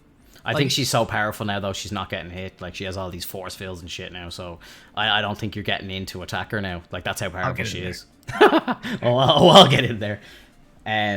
Yeah, I think Feige had said, like, after WandaVision, like, she's the most powerful being in the universe. Like, that's on the official power scales for them. Like, so she's above Captain Marvel. Apparently. Yeah. She's God tier, like. So, and that probably has to do with more... The Dark Captain Marvel can't like lift stuff up. She can't like control reality, you know? Yeah. So I think she makes Captain Marvel useless. I think Captain Marvel taking a backseat is probably a good idea, and then like you know she's off saving like a Green Lantern, like just floating through the floating through the galaxy, saving everybody else, and then it's like Galactus comes to Earth, and then she pops back in. I think that's probably where you go. Whether you do a movie where all the Marvels are in space or something like that, and then it ties in with the Skrulls and stuff, and then maybe there's like some sort of an event on Earth that they have to go back, and then she kind of says, look, I'll leave this to you guys, and then she fucks off again, and then Kamala Khan takes over or something as Captain Marvel, or so I don't know, does she pass the mantle over or whatever, but she kind of just disappears then into the abyss, like. Yeah, she'll probably have to be here for the Eternals movie, and then after that, I mean, Eternals. What a mess. Yeah, I don't know. Like, I'm really looking forward to the Eternals actually as well. I'm like, I thought the footage that they put out in the trailer was pretty good looking. I thought it looked really nice. I'm still skeptical as hell about it and like what its purpose is, what it's going to be doing. The scale of the movie worries me. Like, as far as the Eternals is like a universal type, like. So being on Earth the whole time would be weird. Yeah. You have to kind of do universe traversing. Yeah, I know. Oh my god, Liam in my chat. Read Liam's latest comment there. Liam's wild. Buddy. A wild take right there. What? I love it. I fucking love it. Obi would be so bored on Tatooine for all those years. Like, why not? I mean, give the man some credit. He literally lived on a desert planet for years, watching over somebody. Like, come on. That's why I'm nervous about that show, man. I hope they don't ruin Obi-Wan's mythos, you know? I honestly, I don't think Filoni can do any wrong. That guy is God walking on earth right now. Oh my God. I trust in Ewan. Speaking of Star Wars, I'll bring it back. Do you think that Captain Marvel getting the name change and being the Marvels and all this, do you think that leads any credence to the rumor that was floating around that Brie Larson is wanting to step away from Marvel to go work on Star Wars? She wants to do Star Wars? That's a rumor. I don't think that there'd be anything kind of stopping her or any of them kind of doing it, the two at the same time. Mm-hmm. They're doing like a sports trade. We're actually going to get Ray as Captain Marvel now, and Nice. Brie Larson's going to be Ray Skywalker. So. Captain Skywalker. Captain Skywalker. Yeah, no, I don't see why not that she could like appear in both. Yeah, like I did hear these rumors that Brie Larson's going to step in and she's going to be the most powerful Jedi in existence and all this shit. And like all these like OG Star Wars fans are freaking out because it's like Anakin is like the chosen one. Like, don't bring Brie Larson in here and change history. Like, you know, and it's like, please don't do this Star Wars. Like, if they're gonna do it, oh, I'm right. Yeah, I want Catherine Kennedy down, baby. Catherine Kennedy needs to be assassinated if that's the case. Like, fucking hell. Jokes. Whoa. No, I'm dead serious though. Like I like if something like that was to happen, like that officially is taking a shit all over George Lucas's legacy. Like you can't like they've done a good job of it already, but you can't go and change stuff like the original saga. You can't go and start changing who the fucking chosen one is. Like, you know, like that's gonna have people just leave altogether. Like Here's will leave altogether. They got to make something terrible like that. Where you're like, oh my God, they're changing everything. Like she's the strongest Jedi ever. Because I'm old enough to remember this, then everyone's going to start loving the sequel movies and be like, they're not that bad. They're pretty good. They're not too terrible. Because I was alive during the prequels when they got released and the entire fandom hated the prequels, bro. Hated them. George Lucas should have never done this. This is why shitting on George Lucas like crazy. This is why so my mind's blown. That's why George Lucas sold it to Disney. He sold it because of the backlash from the prequels. Yeah. So now everyone's like, the prequels are so good, and George Lucas is a god. I wish we would have seen his original vision for the sequels. Like, are you sure about that? Do you really wish you would have seen George Lucas' sequel? Because the prequels they're fun, they're nostalgic for me. But they're not as good as the original story. I definitely think that Lucas would have told a better story of Luke Skywalker though. He would have sent him off properly. For sure. Like Lucas hit, like, you know, Lucas has been like, people say like that, like, you know, Luke was written like George wrote him about himself. Like, you know, he saw himself in Luke, like literally Lucas. Like, you know, it's like he literally saw himself in it. Well, maybe Disney just went ahead and actually wrote the real George Lucas, a bitter old man. That wouldn't surprise me. Like, you know, and like Mark Hamill has said it himself. You know, he sat on the set of those movies and he said, "This isn't Luke Skywalker. Like, you know, this is more like his evil twin brother Jake Skywalker." Like, he's like, he was like, this wasn't the movies. And Disney, you know, George actually wrote those movies. Like, I remember I read scripts for them when I was about 15. Like, and he actually presented rewritten scripts for 7, 8, and 9 to Disney when he sold the company. He goes, "Here you go. There's my vision for 7, 8, and 9. They're like, excellent, really like them, we'll buy them off you," and then they just bin them. They bought them and binned them. Shrewd, baby. What's it with being named? I'm sure he's crying with all of his millions, but like at the same time, it's like, you know, these directors named George, and I'm talking about Mr. R.R. Martin and Mr. Lucas here. You know, just create a vision and stick with it. Stop letting these people take your creative masterpieces and just dump on them. Bro, don't get me started on George R. Martin right now. I'll fucking get heated, bro. I'm so like just mad at this dude. Wasn't it the story that like HBO just threw him off the show after 6? So like, I think he writ up to 6 in books, if I'm not mistaken, and then they were kind of pressuring him to write 7 and 8, and he wasn't ready, and they were like, right, we're gonna fuck you off the show, we're gonna finish it ourselves, and then that's when the show dipped. That's when it died. And then he comes out and says at the very end, he's like, when I write 7 and 8, they'll definitely be better than the show. I don't know if this was recent or not, but apparently Kit had been told since like season 2 or 3, you're the one that's gonna kill, and it wasn't like an offhand comment. Hey, you're the one that's gonna kill the Night King. By the way, Oh, 100%. And 100%. That was John's story. So stupid, like. he's still salty over it. Apparently, You should be. Those fuckers. Yeah, Sansa Stark. bro, like, and I like Sansa, but I just think, Or not Sansa. What's her face? yeah. Arya. Arya. I think Arya was as well, like, that was a storyline that was really going somewhere, like, season 4, 5, and 6. And then, like, they just kind of flipped the script on it, literally. They flipped the script on it, and it just kind of, her character just kind of fizzled out. It kind of just, like, peaked and then dropped. Like, she was such a cool character, and then it's like she comes in and kills the Night King in 12 seconds. I was like, whoa, hang on a second, I've been waiting 7 years to see this, and hang on, that's how it ends? I was like, what? Here's the true story of Game of Thrones. What they're trying to show you here is this is what happens when Starbucks level coffee is introduced to people that don't have that technology yet. They just have little girls out there slaying Night Kings. Okay. Yeah. Just, like, remember that episode where Arya got stabbed in the fucking stomach like 3 times, and by the end of the episode she was just up and walking, like, oh yeah, it's fine. And then they don't even, like, you know, obviously whatever she's learned, and, you know, she's obviously been given abilities and stuff, they don't even tap into it. Like, it's crazy. It's nuts, dude. Yeah, the end of that show really upset me, because that was like, that was one of the greatest shows ever made. And, like, how I know that is one of the greatest shows ever made, because I have so many friends in real life that are like, you know, Lord of the Rings is shit. Oh, I don't watch stupid, like, crap like that. I hate all that kind of, like, you know, wizardry shit and all. And then, like, people, like, everybody watched that show. Yep. And everybody loved that show. That was one of the rare shows that brought the world together, like, you know. And, like, my parents watched it, who wouldn't really be into any of that sort of stuff at all, and they fucking loved it. And, you know, it was its own level. Like, look, there was so much story to be left to be told in Game of Thrones. Like, literally, they could have done another 4 seasons before they even got to, like, the last season of Game of Thrones. And HBO wanted them to do more seasons, but the showrunners, D&D or whatever, they didn't want to do it anymore because they didn't want to hand over the showrunner. They wanted this to be their baby from start to end. They were running it, and so they didn't want to hand the show running over to anyone else. But they wanted to get out of there because they got offered to do a Star Wars trilogy from fucking Kathleen Kennedy. yeah. And then then they got pulled off Star Wars.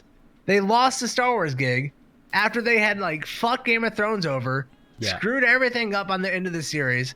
So they messed it up for no reason at all. Like, I hate those dudes. I hate them. I love them, but I hate them. Yeah. Yeah. I've just never, in my life, I've never seen a show so universally loved by everybody. Yeah. And so quickly, like people don't really talk about it anymore unless they're talking about how they hated the last season. Yeah, it's one of those. It'll go down as an epic fail. It's one of those epic fails. The Star Wars sequel trilogy is another one. Like, it's just one of these things that just Episode 8 will just forever be just a joke. And they're forever tied to both of those things at the same time. Sucks to Yeah. Bro, what they did to Jaime Lannister's character. Oh my god. The best character in the book is Jaime Lannister. The best. And, like, he dies next. Oh my. The disrespect. Yeah. Disrespect, bro. It's actually crazy. Ugh. Did you guys do any of the casting for Fantastic Four? Oh yeah. Oh yeah. Oh yeah, buddy. I come prepared all the time. Let's My go. dog ate my work. Oh, you don't got it, Kyle? My dog ate mine. Circus got his. If you want to go through them, I didn't hear from let's go Ghost. through real quick. I didn't hear from Ghost or anything. I'll show mine. I honestly found some of them really tough. Ooh. So I don't know. I nailed this. You nailed it. Easiest list so far. Let's go. Okay. Start with Mr. Fantastic. My Mr. Fantastic would be Timothy Oliphant. What's he in again? He played the sheriff in The Mandalorian. You know, like the second season. Oh God, yes, yeah. I was thinking of him as well. I was actually thinking of him for Doom as well. I think he'd be a kind of cool Doom. Ooh, yeah, I can see that. Yeah. Joseph Gordon-Levitt for Fantastic. That's interesting. Oh, that's interesting. Yeah. I don't see him as bulked up, but with Mr. Fantastic, he doesn't need to be bulked up though. That's the thing. But, like, he's kind of tall, right? Like Mr. Fantastic has, like, presence, you know. And yeah. Gordon-Levitt is kind of like a smaller dude. He's got stretching abilities. He can make himself as tall as he wants, I suppose. True. Who's that guy Finto that played David in his makeup? Sorry, what? The guy that you love that played Gambit that was in Waco. Taylor Kinch. Yeah, that's who I'd pick. I like him, man. He's a cool actor. I think I don't know why he doesn't work more. Did you guys ever watch Friday Night Lights, the football show? I did not. It's kind of a bit kind of teeny and stuff, but he's in that show and he's fucking brilliant in it. Like, he's like a star football player, and then like kind of he leaves school and he turns into like just a bum and he's just drinking during the day and stuff. And he's such a good character in it. Like, he's fantastic. I really liked him. My Mr. Fantastic was Andrew Lincoln, aka Rick from The Walking Dead. Oh, I could see that. Yeah, can you imagine like give him like kind of long hair and give him like the kind of grey sides and shit. And he's got the jaw and stuff like that. Like I think he could do it. I feel like whoever you pick for Mr. Fantastic also equally works for Doctor Doom. Yeah, they kind of probably. well, like that's again the yin and yang of Marvel, isn't it? You know, Yeah. You've got Fantastic, who is like on record as being like the most intelligent person in the galaxy in the MCU. Like, in that universe, he is the most intelligent person, and then not far behind him is Doctor Doom. Like, so, you know, yeah, I think those characters work back and forth for each other. Yeah, 100%, and that's the beauty. Who did you have for Sue? My Sue Storm would be a Jennifer Lawrence. She's actually potentially in the running for it. Is she now? She's top 3. I can see that. Yeah. She could work, like, you know, she goes blonde, like, she's got that wholesome look, like, she could definitely play like a mother, you know, and still be like, fuck you. Yeah. I'm down. Circa says Emilia Clarke. She has just been cast in the MCU, right?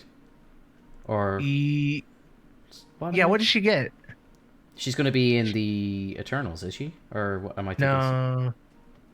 It's something on Secret Invasion. She's part of Secret Invasion, right? Correct. Yeah, she's going to be part of Secret Invasion. So probably in like Captain Marvel 2 and stuff like that. I don't know I don't know who her character is. I had Margot Robbie for Sue Storm. Oh. Scandalous one. Yeah. People are trying to say her. She's a great actress, man. Spider Woman. Who? Emilia Clarke. Spider Gwen? Or Spider Woman? Yeah. I don't know. That'd be kind of cool. Like, I'd like to see they're talking about bringing Emma Stone back as Gwen Stacy, which I think would be a really cool one, like from Andrew Garfield's universe, because she was great. She was great, Gwen. I love her. Like, Emma Stone's great. Isn't she pregnant right now? And that's everyone's like, all the rumors about her being on the set, like, she's pregnant, bro. I was like, she's pregnant. So was what's her name? Black Widow. She was pregnant for most of Ultron. They had to CGI. Really? They had to CGI her whole body for most of that film. I did not know this. Hate to break it to you, boys, but that is not her. Damn. And Gal was pregnant for most of the Joss cut, I think, of most of the Joss cut, I believe. Yeah, Joss's reshoots in Justice League. As far as I know, she was pregnant for that. So yeah, okay. these women can do it, and then CGI and all that stuff. Oh my god, I saw an amazing clip. Did you guys watch the that series that's on? Oh my god, I can't think of the name of it. Invincible? Assembled. No, sorry, the thing on Disney about the making of. I watched episodes on. I watched the one for Falcon and the Winter Soldier, and oh bro, there's a bit in it where they show like all the CGI that they use on like Sam's suit and stuff, and like they were saying like when they were developing the suit, the cowl, they couldn't like make it stick to his face, and you see all the behind the scenes photos, and there's all these like bits sticking out and stuff, and then they just CGI'd his face clean, and I'm like, no, like I can't unsee it now, you know. I'm like, fuck. But I hate looking at the CGI because now I see what they do with like where they just like put the head on a body too, right? And then they just put the color grade on top and blend it together. I'm like, oh my, like he's not even there. Yeah. So what's that saying? Like, you know, no, don't watch how they make the sausage, like, you know. Didn't you say we couldn't cast Emily Blunt as Sue? Yeah. Well, like that's yeah. And I think Jennifer Lawrence is up there as well. She's kind of apparently number 2 to Emily Blunt at the moment. Which is interesting because she was in the Fox universe as Mystique, and now she's coming across to this as Sue Storm. So it's kind of funny if she does get it. That'd be very interesting. But she's a cool character. Like, I like her in the Hunger Games and stuff like that. I think she's a good actress. Like, she kind of plays the hero well. she was one of the better parts of those movies, the X-Men movies, I think, to be honest. I agree. Yeah. Who do you got for the Torch? Torch was a hard one for me, if I'm being honest. Yo, This Bronxy, one what's up, dude? was actually fairly easy for me. Dacre Montgomery, who is the dude from Stranger Things. He's like the jock. curly haired dude. Yeah. Colton Haynes, circa Yeah, he's has. just like, he's got that cocky fucking attitude. Like, he could pull it off, you know?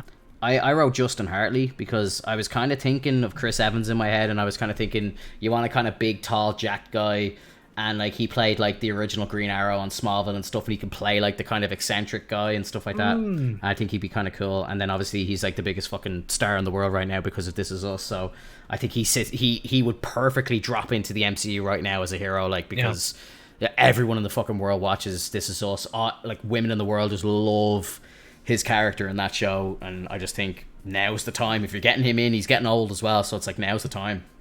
Yeah, he almost feels like a little too old for that kind of role, right? Well, this is what when I was kind of so this is the thing. Like for a few of my picks, I kind of have one or two people because I was kind of thinking if they're going to shoot it like the original movie, like Reed Richards was a lot older in that, and kind of so was the Thing and stuff like that. So I was kind of like, and then the remake, which was awful by the way. If they were going to do it that kind of way and they're younger, that's what I'm kind of thinking. Like Andrew Lincoln kind of sits into maybe a kind of older bracket, but he could maybe be a bit younger as well. He might play a bit of a younger character. And then Margot Robbie's obviously young enough. Justin's a bit older, obviously, but he looks quite young. So I'm thinking like it kind of fits. For my Doom, I kind of have a younger and an older cast. So I kind of I have both, depending on which way you kind of want to look at it. Who do you have for the Thing? Don't make fun of me. For the Thing, I have The Rock. Dwayne The Rock Johnson, baby. Listen, it's in his name. How do you not give it to him? That is true. I like, again, I think I said this last week. I love Dwayne The Rock Johnson. I really do. I respect him so much as an actor. I think he's one of the hardest. I think officially he's one of the hardest working men in Hollywood. I respect him, but I just think he's everywhere, and I kind of don't want to see him in the MCU. Because he's everywhere else, you know. What's the name? I think he's great, bro. I think he'd be great in this role. Yeah, like played Flash and Snyder Cut. I was just gonna insert him really quick for my pick for the Torch. Ezra Miller. Yeah, I like that dude, and everyone seemed to like. I guess not really like him as much as the other Flash, the other Barry Allen from like the TV show. But I liked his character. I feel like he can fit in like. He fits in that superhero. He has such good comic relief to me. Obviously, that's writing, but yeah. Like I really liked Chris Evans as the Torch in the original movies. I thought he was really good, and I kind of loved that kind of whole comedy that he brings to it. I love Michael B. Jordan. Like he's honestly one of the best actors that Hollywood has produced in the last 10 years. Like, you know, obviously he was a kid in The Wire and stuff, and he was fantastic. But I think he's really come into his own, and you know, he's just been incredible. I only watched that new Amazon movie that he was in, the new Tom Clancy one. It was actually pretty sweet. Like, definitely. Oh, yeah. I'm not going to lie. Definitely a worth watch. I blacked out that Chris Evans was the Torch until just this moment. Yeah, Chris Evans was the original Torch. I forgot that was him. I forgot that. Oh, my God. Yeah, bro. He was so good in it as well. I love that scene where he jumps out of the helicopter and he's, like, snowboarding down the hill, and then he like crashes and then like flames on it. It's like a big like sauna, and like the girl comes down. He's like, "Hey, you want to join me?" And he's like naked and I think he can't control his powers now. It's so fucking funny. But yeah, like it's amazing that he like did that role and then became Captain America. Like, so I suppose like, you know, you can recast people and it does work. Like Chris Evans is a perfect example of it. So yeah. Who we got for Doom? Okay, mine like. I never said my thing. Oh yeah, I didn't say my thing. Sorry. So my one was a bit of a weird one. I was kind of thinking like, ooh, I'd like to kind of push the boat out a bit. And did you guys ever watch the show Power? No. It's kind of like it's one that's on Stars. It's really big on Netflix over here, and I think like 50 Cent made it. It's kind of like a gangster New York show, but it's actually fucking amazing. But the main guy in it, his name in the show is Ghost. Omari Hardwick is his name in real life, and I think he would be a fantastic thing. I'm actually, just because you don't watch it, I'll bring him up here just so you can see. But like he's this just like jacked fucking black dude, and he's just so fucking cool in the show. He's amazing in Power. He's like this like gangster, like drug dealer who's like trying to go like legit, and he's trying to like open up nightclubs and stuff like that in New York and just become like an actual like legit businessman and stuff. But he's like he's still a gangster, and he just wants to kind of go under the radar, but he's always kind of brought back into the game. And I just think like, I don't know, like you can kind of like, it kind of flips the script a bit, making the thing black as well, like, which I think is something that, you know, people are loving now at the moment. But like he's beefy, like, so just imagine him like turning into like a big rock guy, like, you know. Oh yeah, he's yoked. Holy. Yeah, he is. He's a big bastard, like. Trying to find, don't know why he's beside Chadwick Boseman there, but yeah, I just think he's a really fucking cool dude. I think it'd be a bit of a different spin on it. Like, imagine that guy just getting like rock powers and just turn it into the thing. Like, yeah, he's got that look on his face too. Like, he's got that like dead look. Yeah, you can just imagine him as well. Like, you know, kind of into his looks, really into his appearance. You know, really like athletic and all that sort of shit. And then it's like, you know, he gets like that, he becomes the thing, and you know, he thinks he's a monster and all this sort of stuff. Like, you know, I just think that kind of works for him as well. Yeah. Mm-hmm. Was he Jackson MK? No, he wasn't. The guy who played Jax in Mortal Kombat was actually the guy who played Jimmy Olsen on Supergirl on the CW, actually. Funny enough. Funny as hell. Yeah. He actually did a really good show. Really good. Like, that show was really bad, but Jimmy Olsen was actually really good on that show. I actually think that your man who I picked for the thing is going to be in that new Zack Snyder Netflix zombie movie, whatever that's called, Army of the Dead or whatever it's called. I think he's going to be in that. He's playing one of the main dudes in that, one of the main army guys. So I'm down. Yeah, that movie looks great. Yo, Sharky, thanks for the alert, dude. Yeah, so who we got for Doom? My Doom. Okay, this one's kind of out there, but you gotta take the actor. If they could like make him a little bit bigger with CGI or something like that, I would put in Christoph Waltz. Yeah, the villain from. I love him. Like, he's just one of the best villains that we've ever had. Like, you know. Yeah, he's a little small, right? Yeah. He's like 5'7" or something. Like, he's short. Dr. Doom's a big dude, but doesn't matter. Like, just he's got the accent already. Oh my god, I love that pick. I love that dude in every movie he's played. He plays like such a witty little, and like as a Doctor Doom, like evil, intelligent character. Yeah. Imagine him, like, you know, I love his character in Inglourious Bastards. Like, that's one of my favorite movies. Like, and he's just terrifying in that fucking film. You know, like that opening scene, and when he meets her in the restaurant as well, and you're just like honestly sitting on the edge of your fucking seat. Like, you're like, oh my god. Circa Pitts, what's his name? Mads Mikkelsen. Woo! He's a great actor as well. What's his name?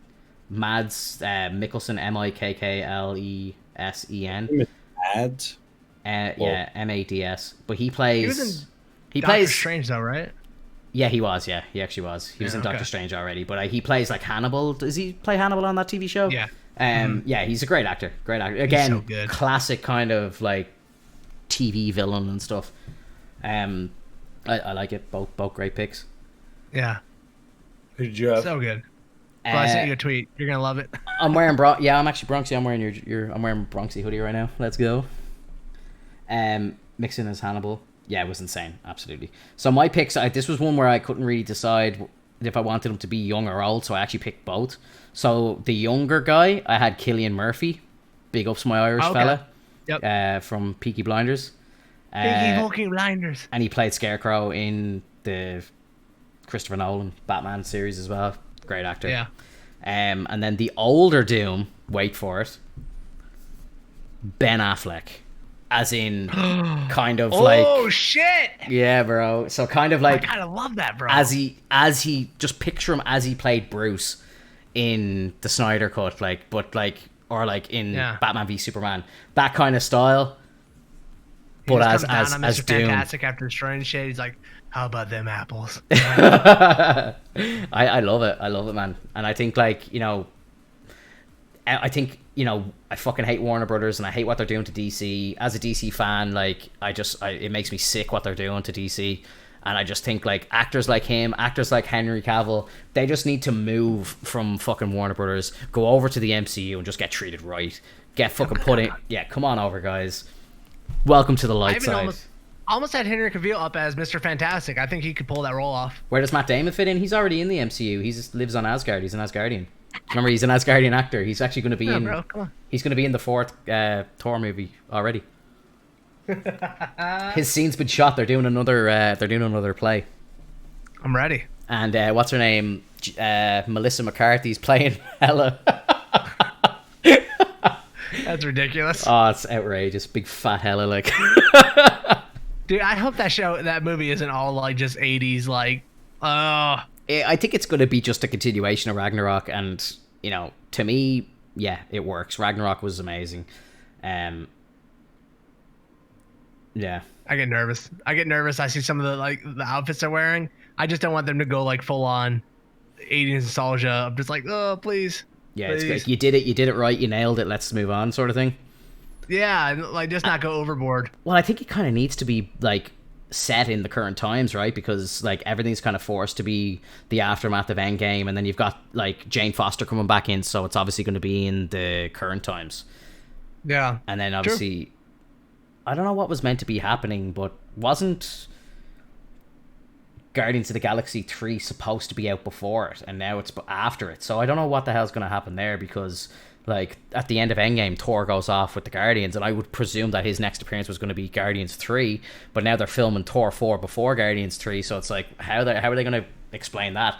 Are the Guardians going to be in Thor 4? If they are, I'm all for it. Amazing. Yeah. Are you guys excited? I mean, we know Peter Quill is, right? For sure. Yeah. We have they have on-set photos of that. I think Henry Cavill is going to be cast as Hercules. I don't think he's going to be Captain Britain. I think he'll be Hercules. That's what I think is going to happen, because they've just cast Russell Crowe as Zeus. So the fact that they're bringing Zeus in, they're obviously going to have his son. Boom, baby. Henry Cavill is the perfect Hercules, and then him and Thor just beating the shit out of each other, like wrestling around, being buddies. Like that is the content the world wants to see. Would you guys want for next week to do both Iron Man 1 and 2, since they're back to back coming up in the MCU timeline order? Or just... yeah, I don't mind. I don't mind at all. I'm okay with this.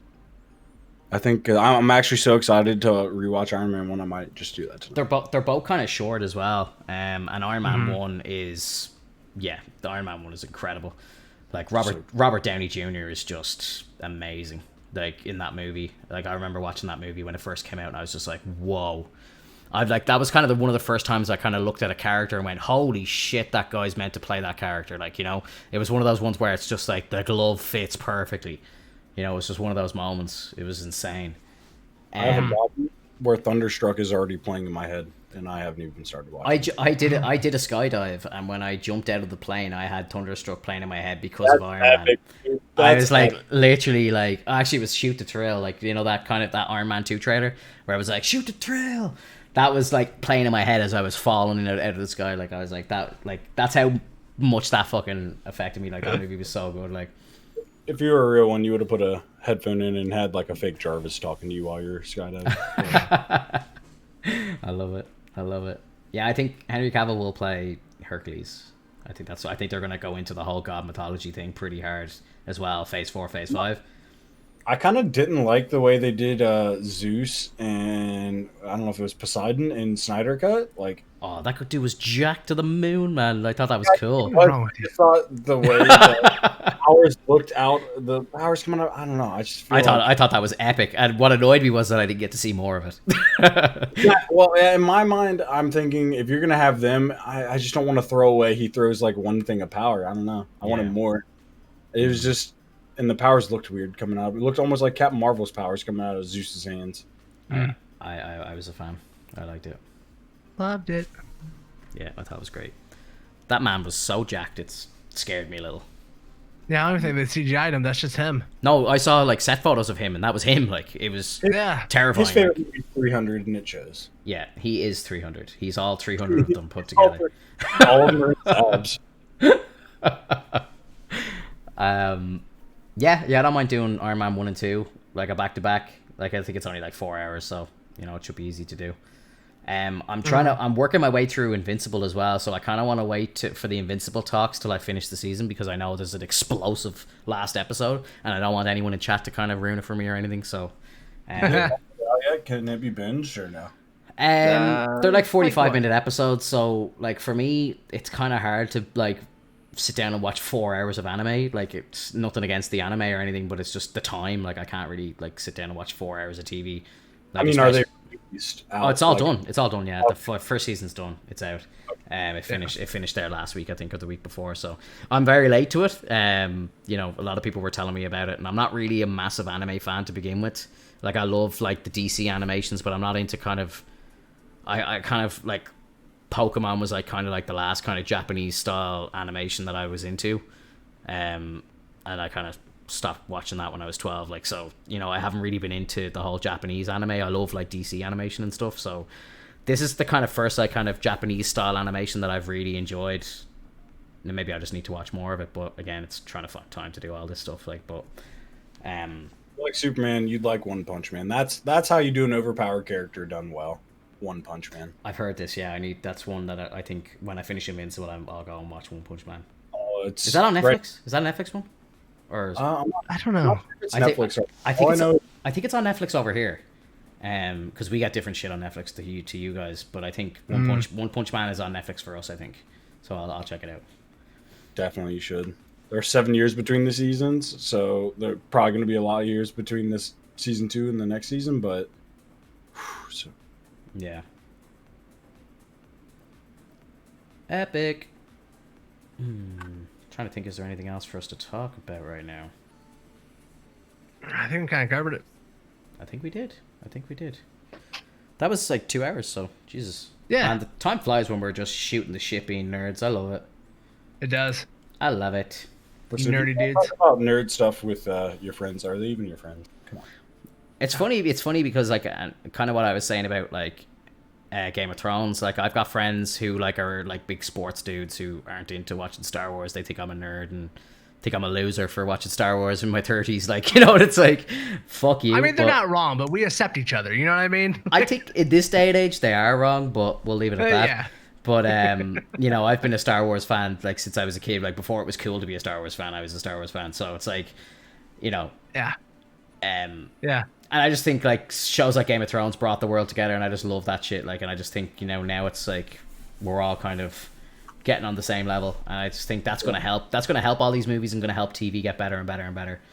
The world is a crazy place, and we all argue, but we can at least agree that Captain Marvel kind of sucked. You know, the MCU's healing. Yeah, it is healing. And like, to be fair, like I have very high hopes for Loki. I think it's going to be a very different show, and I think it's going to, like, people have kind of been breaking down those trailers like frame by frame, and like you can see some scrolls in the background and stuff. So like, I think it's going to tie in a bit better into the big picture than what we've seen so far.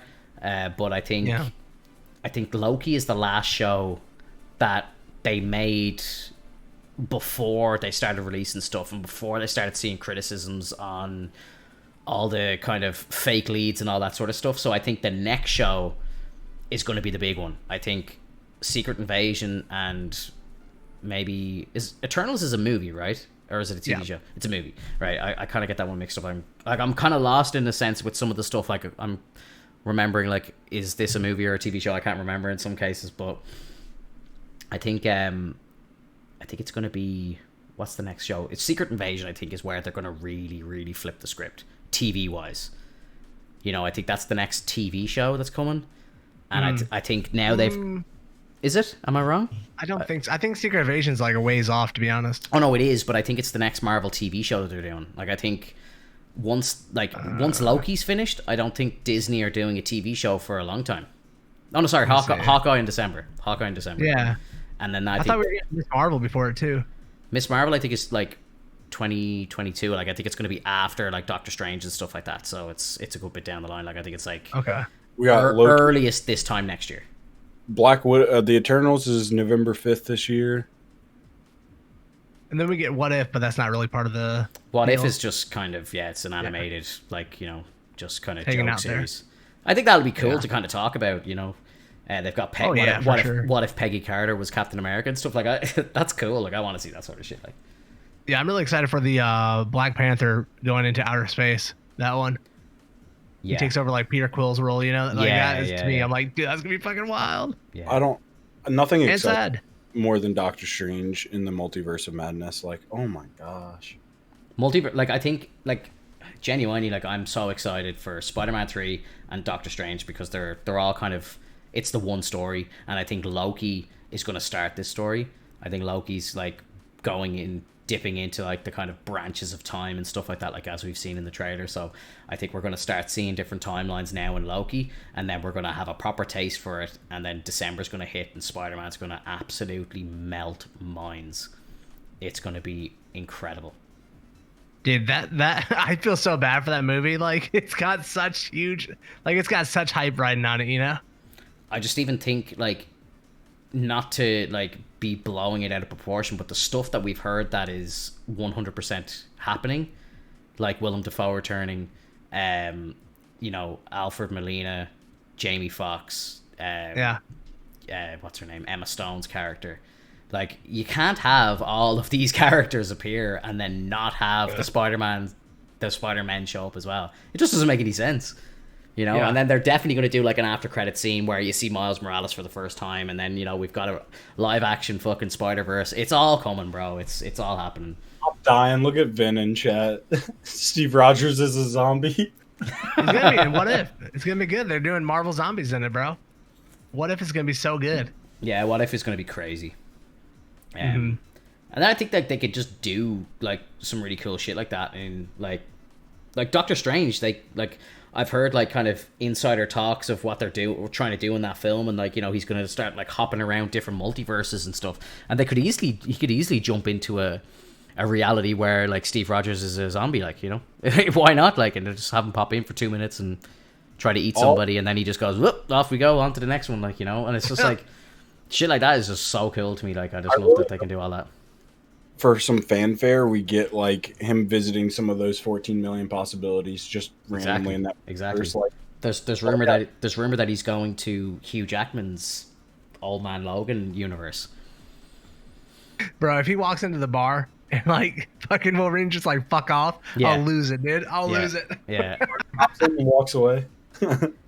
What movie they did that at the end of, was it the end of First Class? Yeah. Wasn't it? Yeah, Where Xavier and thing go in and he's just like, fuck off. And they're like, okay. It's so good, bro. I love it. It's so good, bro. So good. Did you see the video that he put up? He's in New York at the moment, Hugh Jackman. He put up this video where he's in New York and he gets like stopped by these cops in the park. He's like going for a walk or something, and these guys are like, oh Hugh, just we need to get like Ryan Reynolds to get you in Deadpool 3, and he's like, oh here, hang on, we'll record this. So your man basically goes up on the camera and he's just like talking to Ryan Reynolds. He's like, hey Ryan, look, Hugh really wants to be in Deadpool 3. Can we sort it out? It's gonna break the box office. And he's like, if you don't do this next time you're in New York, I'm gonna fucking arrest you and all. Like, and you can hear like his friend, like his cop beside him laughing. And like your man just like walks into frame and he's like, hey Mr. Jackman, how are you, sir? And like, it's so good, bro. It's so good. But like now, like the internet is blown up because apparently Jackman has expressed interest, if it's right, if they can get it right, he's expressed an interest in coming back as Wolverine. I mean, it's all happening, boys. I feel like you can't go wrong with Wolverine and Deadpool in the same movie. Deadpool, they have to do it. Like they have to do a Logan and Wade movie, like just the two of them by themselves. It's just away from the timeline. It doesn't really matter. Break the fourth wall all you want. Or like even if you brought Hugh Jackman in, as himself, Just have Hulk show up so we get Wolverine versus fucking Hulk in that movie. Oh, bro. I like what you just said, Finto. You should have Deadpool and Hugh Jackman Wolverine in the same movie, but then you have Hugh Jackman playing himself in that movie and Ryan Reynolds playing himself in that movie. Yeah. That would be funny. It'd just be so, like the two of them are like, it's known that they're really, really, really close friends in real life. So it's just like they have to do it. They have to do it. Apparently Ryan Reynolds has signed the biggest Marvel deal in history. Really? Apparently, yeah. For everything. His the way they sign these like multi deals, I think Chris Evans signed 6 movies. I think as far as I know, Ryan signed 8 which is the highest ever. So he's got a lot of plans apparently to do a lot of shit. Like, so Apparently, I thought Bucky, he signed like fucking 10 when he first signed on. I don't know. He's a big boy. But he has, what's he been in, like 4? Like 5? Something like that. Yeah. Because the original plan, and this might still be it, was for him to become Captain America eventually, right? Yeah. So he signed on for like a ton of movies because he was going to take over Cap. Yeah, apparently, I might be getting the number wrong, but I did read somewhere that Ryan signed the biggest like appearance deal. That's great. I mean, and like, I think he as got well. that much money. Again, what they're probably going to be doing is they're probably going to turn him into the new Stan Lee, so he's going to start just dropping in everywhere because the timeline doesn't matter. Did you hear? Did you hear the plot for, or the supposed plot for Deadpool 3? No. Oh, bro, it sounds incredible.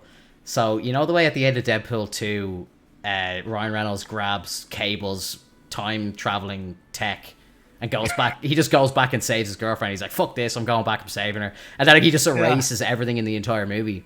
So Deadpool 3 starts, right, and it starts at the snap, and half of existence disappears. So so Reynolds turns around and it's like, "Oh my god, I just broke the world." So the Deadpool 3 is him trying to fix the Thanos snap himself, and then thinking he did it. Yeah. He's got nothing to do. Bro, that's so dumb. He's killed half the world. Like, I'm so strong. I just killed half. He's like, "Oh shit! I went back to save my missus. I'm just after breaking half of existence." Like, so like that apparently is what's happening. And then by the end of it, I think, as far as I know from what I've heard, is that the way the timeline goes is that by the end of Deadpool 3, he kind of maybe shows up at the big fight at the end of Endgame and is like, "Okay, this is bigger than me, thank Christ." But then I presume there's going to be like obviously fourth wall shit because he knows that Josh Brolin is Thanos, like, because he's always calling Cable Thanos and all and slagging his ball chin and stuff. So he's going to be like, "Oh, it's him," or something, like, they're going to break the fourth wall to bits and that, like, But that's awesome. Yeah, that's funny. It's fucking incredible, like.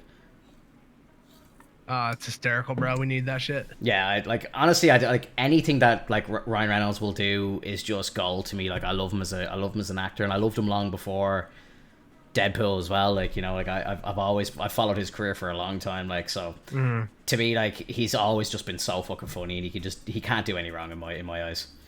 Right, he's good. Yeah. Fucking love him. Yeah, love him. What a legend. What a banger. What a legend. All right, guys. I think that's a good ending point right there for the podcast.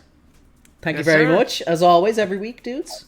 Later, everybody. We 100% have Anders back next week, by the way. Nice. I was talking to him today. He said he had a Dungeons and Dragons thing tonight that he had to. I think he's like a dungeon master or something, he was saying. So he kind of hosts nights like once a month or something. So, but he's 100% around next week. Okay. So we have him back. Hopefully we'll have a bit of Mex. We might have a bit of Bronxy as well, as far as I know. So it's going to be a packed one next week. Never Bronxy. He hates us. It's going to be a packed one next week. Fact.